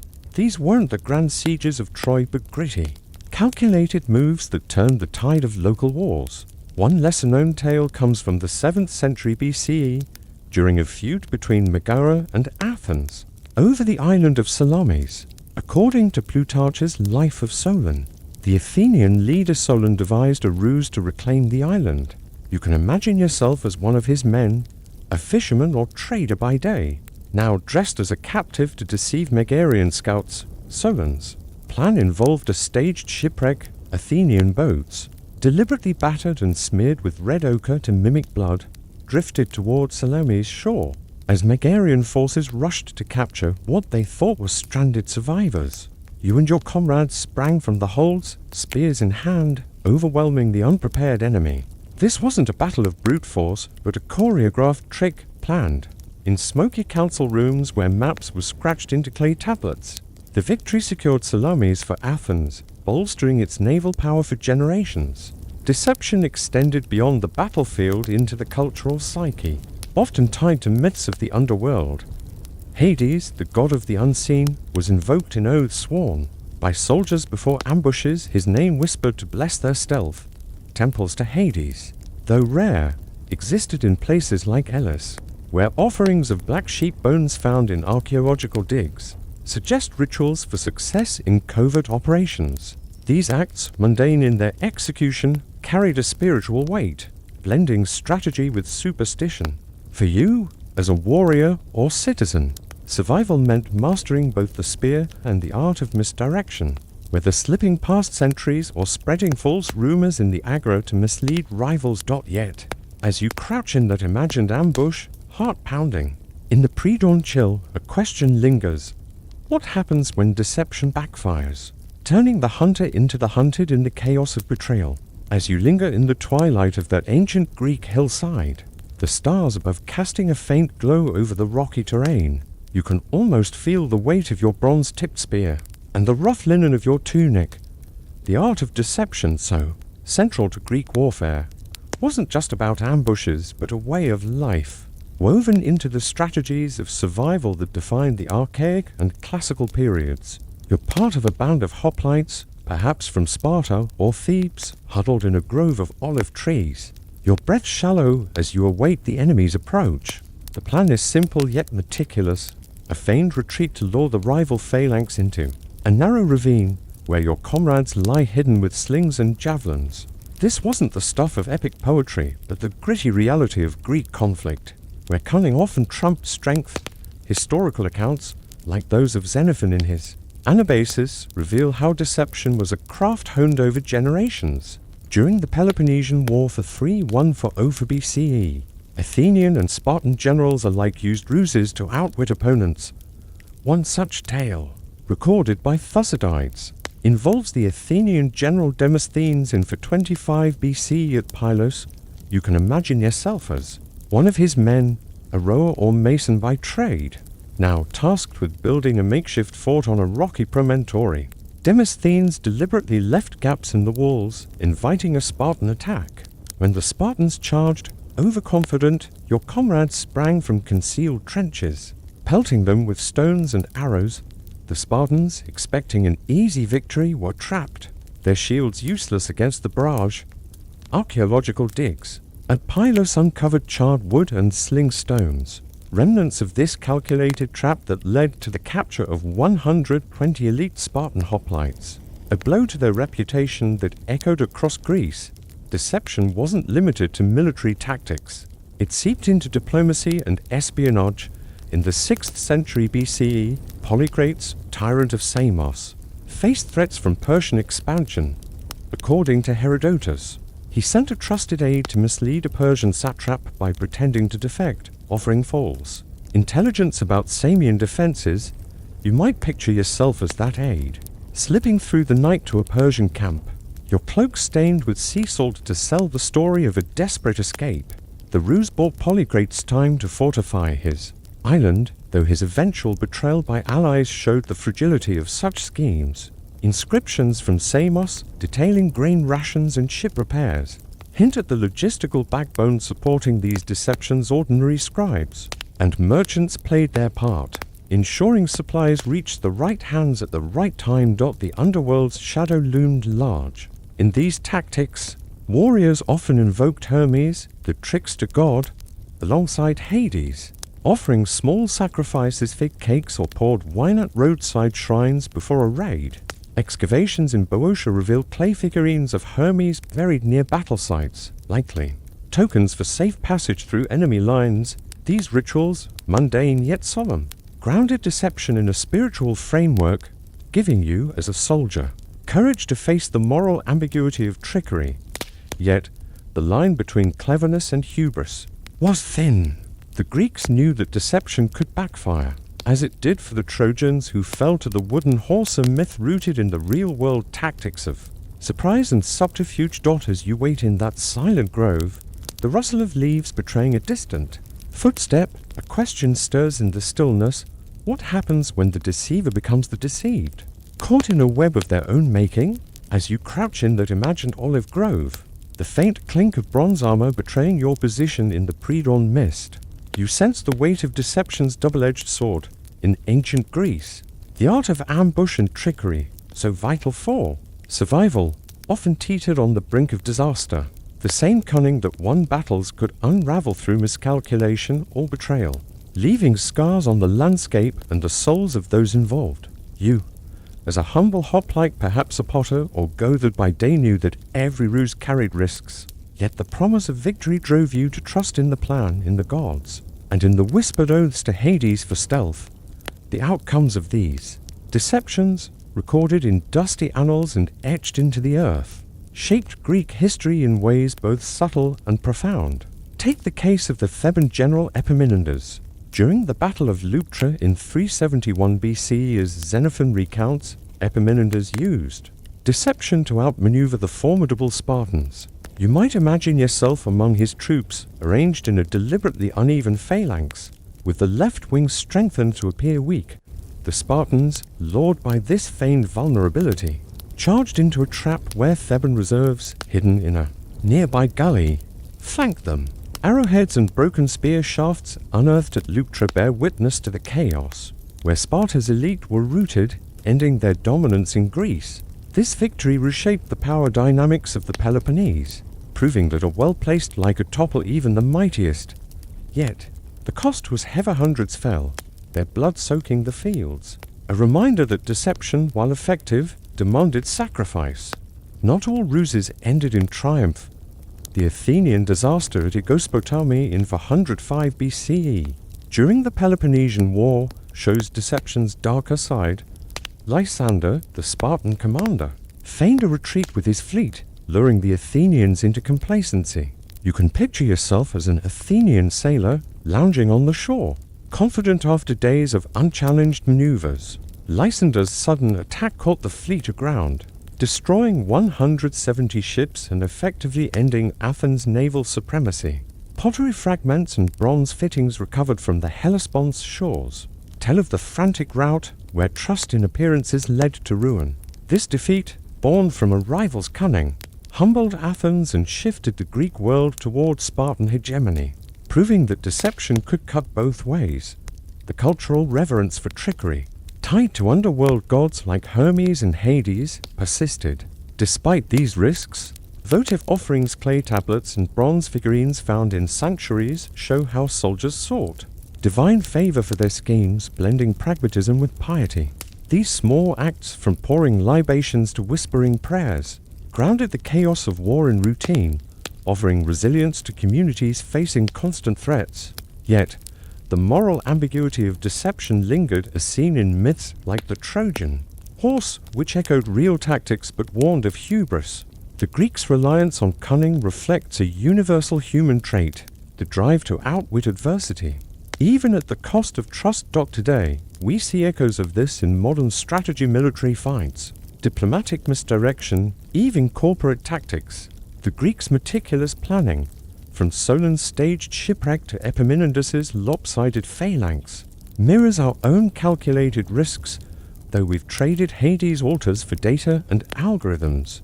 Their story asks us to reflect, in a world where deception can win wars or topple empires, how do we balance cunning with integrity, knowing that every trap we set might ensnare us instead? The shadow of Nemesis, balancing moral scales in forgotten story S's. You settle into the stillness of the night. Imagine yourself walking the cobbled streets of a small Greek polis, perhaps Nemea or Delphi in the 5th century BCE. The air carries the faint scent of pine resin and roasted barley, and the distant hum of a lyre drifts from a nearby tavern. In this world, the goddess Nemesis, the embodiment of retribution, looms large not as a vengeful deity of epic tales, but as a quiet force ensuring balance in the lives of ordinary Greeks. Nemesis was less about divine wrath and more about the slow, inevitable correction of hubris, greed, or injustice. Her influence shaped the moral landscape of ancient Greece, guiding the actions of farmers, merchants, and magistrates through stories and rituals that emphasized humility and fairness. These tales, often overlooked in favor of heroic myths, reveal the resilience of communities striving to maintain harmony in a world of scarcity and strife. Historical records, such as those from Pausanias and inscriptions found in sanctuaries, show Nemesis revered in places like Rhamnus, a coastal town north of Athens. You might picture yourself as a local olive grower trudging to her modest temple, its limestone columns warmed by sea winds. You carry a simple offering, a clay bowl of figs or a woven reed mat, to seek her favor after a dispute with a neighbor. Overland boundaries. The temple's altar, excavated in the 19th century, bears traces of such gifts: charred bones of doves, pottery shards and bronze pins. Tokens from people like you seeking justice for small but significant wrongs. Priests, clad in plain tunics, recorded these offerings on stone tablets, their inscriptions detailing pleas for fairness in matters as mundane as unpaid debts or stolen goats. One such story, preserved in fragmentary court records from Athens, tells of a potter named Cleon who lived around for 50 BCE. Cleon accused a rival of sabotaging his kiln, ruining a batch of amphorae meant for wine exports. In the agora's open-air court, he invoked Nemesis, swearing an oath by her name to prove his honesty. The judges, ordinary citizens chosen by lot, deliberated under a canopy of sycamore trees, weighing testimony as jurors do today. Cleon's rival, found guilty, was fined a modest sum enough to restore balance without ruin. Such cases, documented on a stroke broken pottery used for voting, show how Nemesis's shadow encouraged accountability, not vengeance, in daily life. The process was bureaucratic, almost tedious, with scribes logging verdicts in ledgers, yet it reinforced a moral code that kept communities intact. Nemesis also appeared in public rituals, particularly during festivals like the Nemesis in Smyrna. You might join a procession, carrying olive branches and chanting hymns, to honor her role in curbing excess. These events, described by ancient poets like Pindar, weren't grandiose but communal, with families baking barley cakes and sharing them under starlit skies. Archaeological finds terracotta figurines of Nemesis holding scales suggest her image was a reminder that no one, not even kings, escaped consequence. Her myths, like the punishment of Narcissus for his vanity, echoed real-world values, teaching you to avoid arrogance in trade or pride in victory. Yet, as you leave your offering at Nemesis's altar, a question lingers in the flickering lamplight. What happens when justice, guided by her hand, fails to satisfy, leaving wounds that even balance cannot heal? Picture yourself standing in the agora of Athens, the sun warming the stone beneath, your sandals as merchants hawk olives and clay lamps. It's the 5th century BCE, and the concept of Nemesis, the goddess of retribution, permeates the air not as a thunderous deity, but as a quiet reminder of balance in a world of human failings. As you, perhaps a weaver or a scribe, navigate disputes over trade or family honor, Nemesis's influence guides the moral compass of your community. Her presence wasn't in dramatic curses, but in the mundane mechanisms of justice oaths, trials, and communal rituals that kept Greek society from fracturing. These everyday acts, recorded in inscriptions and recounted by historians like Diodorus Siculus, show how ordinary Greeks leaned on her to right wrongs, even when the outcomes were bittersweet. One such story emerges from the island of Aegina, a bustling trade hub in the Saronic Gulf. Around for 80 BCE, a merchant named Phormio faced ruin when a rival falsely accused him of shortchanging a shipment of grain. You can imagine yourself in Phormio's place, standing before a council of elders, in a dusty courtyard, the air thick with the scent of sea salt and dried fish. Invoking Nemesis, Phormio swore an oath on a small altar, its surface worn smooth by countless hands.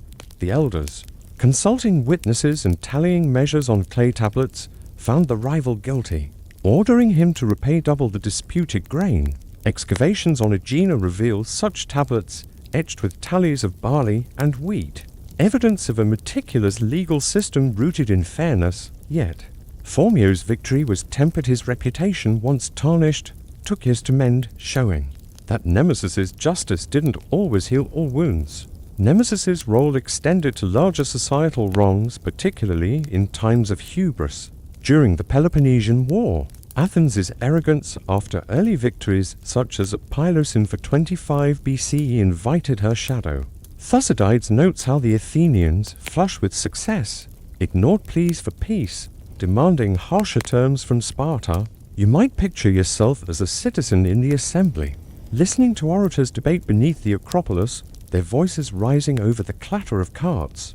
The decision to press on, fueled by pride, led to the disastrous Sicilian expedition of 15 BCE, where thousands perished. A stroker from Athens used to vote for ostracism, bear names of leaders blamed for such overreach, reflecting Nemesis's subtle hand in humbling the mighty. These votes, scratched into pottery shards, were a democratic nod to her principle: no one escapes consequence. Rituals reinforced this ethos. At Rhamnus, Nemesis's sanctuary hosted annual festivals where you might join neighbors in offering honey cakes and reciting hymns copied from temple scrolls. Archaeological finds votive reliefs showing Nemesis, with a measuring rod symbolized her role in weighing actions. These gatherings, simple yet solemn, fostered resilience, reminding communities that justice, though slow, was inevitable. Even myths, like that of King Croesus of Lydia, who fell to Persia after misreading an oracle, echoed Nemesis's lesson: pride invites downfall. For you, a farmer or artisan, her stories were a guide, urging caution in dealings and humility in success. As you leave the agora, the weight of a recent dispute still on your mind. A question lingers. What happens when Nemesis's balance tips too far, leaving justice that feels more like punishment than restoration? As you stand in the fading light of an Athenian evening, the distant glow of oil lamps flickering in the agora, you feel the weight of Nemesis's presence, a silent force urging balance in a world prone to excess. In ancient Greece, her influence wasn't marked by grand spectacles, but by the quiet resolution of disputes and the slow unraveling of hubris, shaping the lives of ordinary citizens like you. Perhaps a baker or a tanner, and the fortunes of entire city-states. The goddess of retribution ensured that actions had consequences, but her justice, as seen in court records and temple inscriptions, often left room for reflection rather than closure. These stories, etched into clay and stone, reveal a society striving for fairness amid the chaos of human ambition, with lessons that resonate even today. Consider the tale of Ariston, a lesser-known Athenian landowner in the 4th century BCE, whose story survives in fragments of legal papyri. Ariston, accused of encroaching on public land for his vineyard, faced trial before a jury of 501 citizens. You can imagine yourself among them, seated on stone benches, listening as Ariston invoked Nemesis, swearing his boundary markers were lawful. The jury, after hours of debate over surveyors' reports scratched on wax tablets, fined him but spared his land. A measured verdict meant to restore balance. Excavations near Athens reveal such markers, limestone posts half buried in olive groves, testifying to the meticulous disputes Nemesis oversaw. Yet, Ariston's find strained his family's resources, forcing him to sell part of his harvest at a loss, showing that justice, while fair, could sting those it sought to correct. On a grander scale, Nemesis's shadow fell over city-states. Blinded by pride, Thebes, after its triumph at Leuctra in 371 BCE, grew overconfident. As Xenophon records, you might picture yourself as a Theban citizen cheering victories in the marketplace. Unaware that Nemesis was watching, Thebes' aggressive expansion provoked rivals, leading to its defeat at Mantinea in 360 BCE, where broken spearheads and shield fragments, unearthed centuries later, marked the battlefield's toll. This loss humbled Thebes, redistributing power among Greek players and reinforcing Nemesis's lesson: no victory is permanent. Her influence, invoked in oaths and festivals, reminded communities to temper ambition with humility, a principle etched into votive tablets found at her Rhamnus sanctuary, where worshippers offered barley and bronze for equilibrium. These rituals and trials, mundane in their execution, fostered resilience. The Nemesis festival, with its simple processions and Shared meals wasn't about divine spectacle, but communal reflection. Families like yours, gathering under torchlight.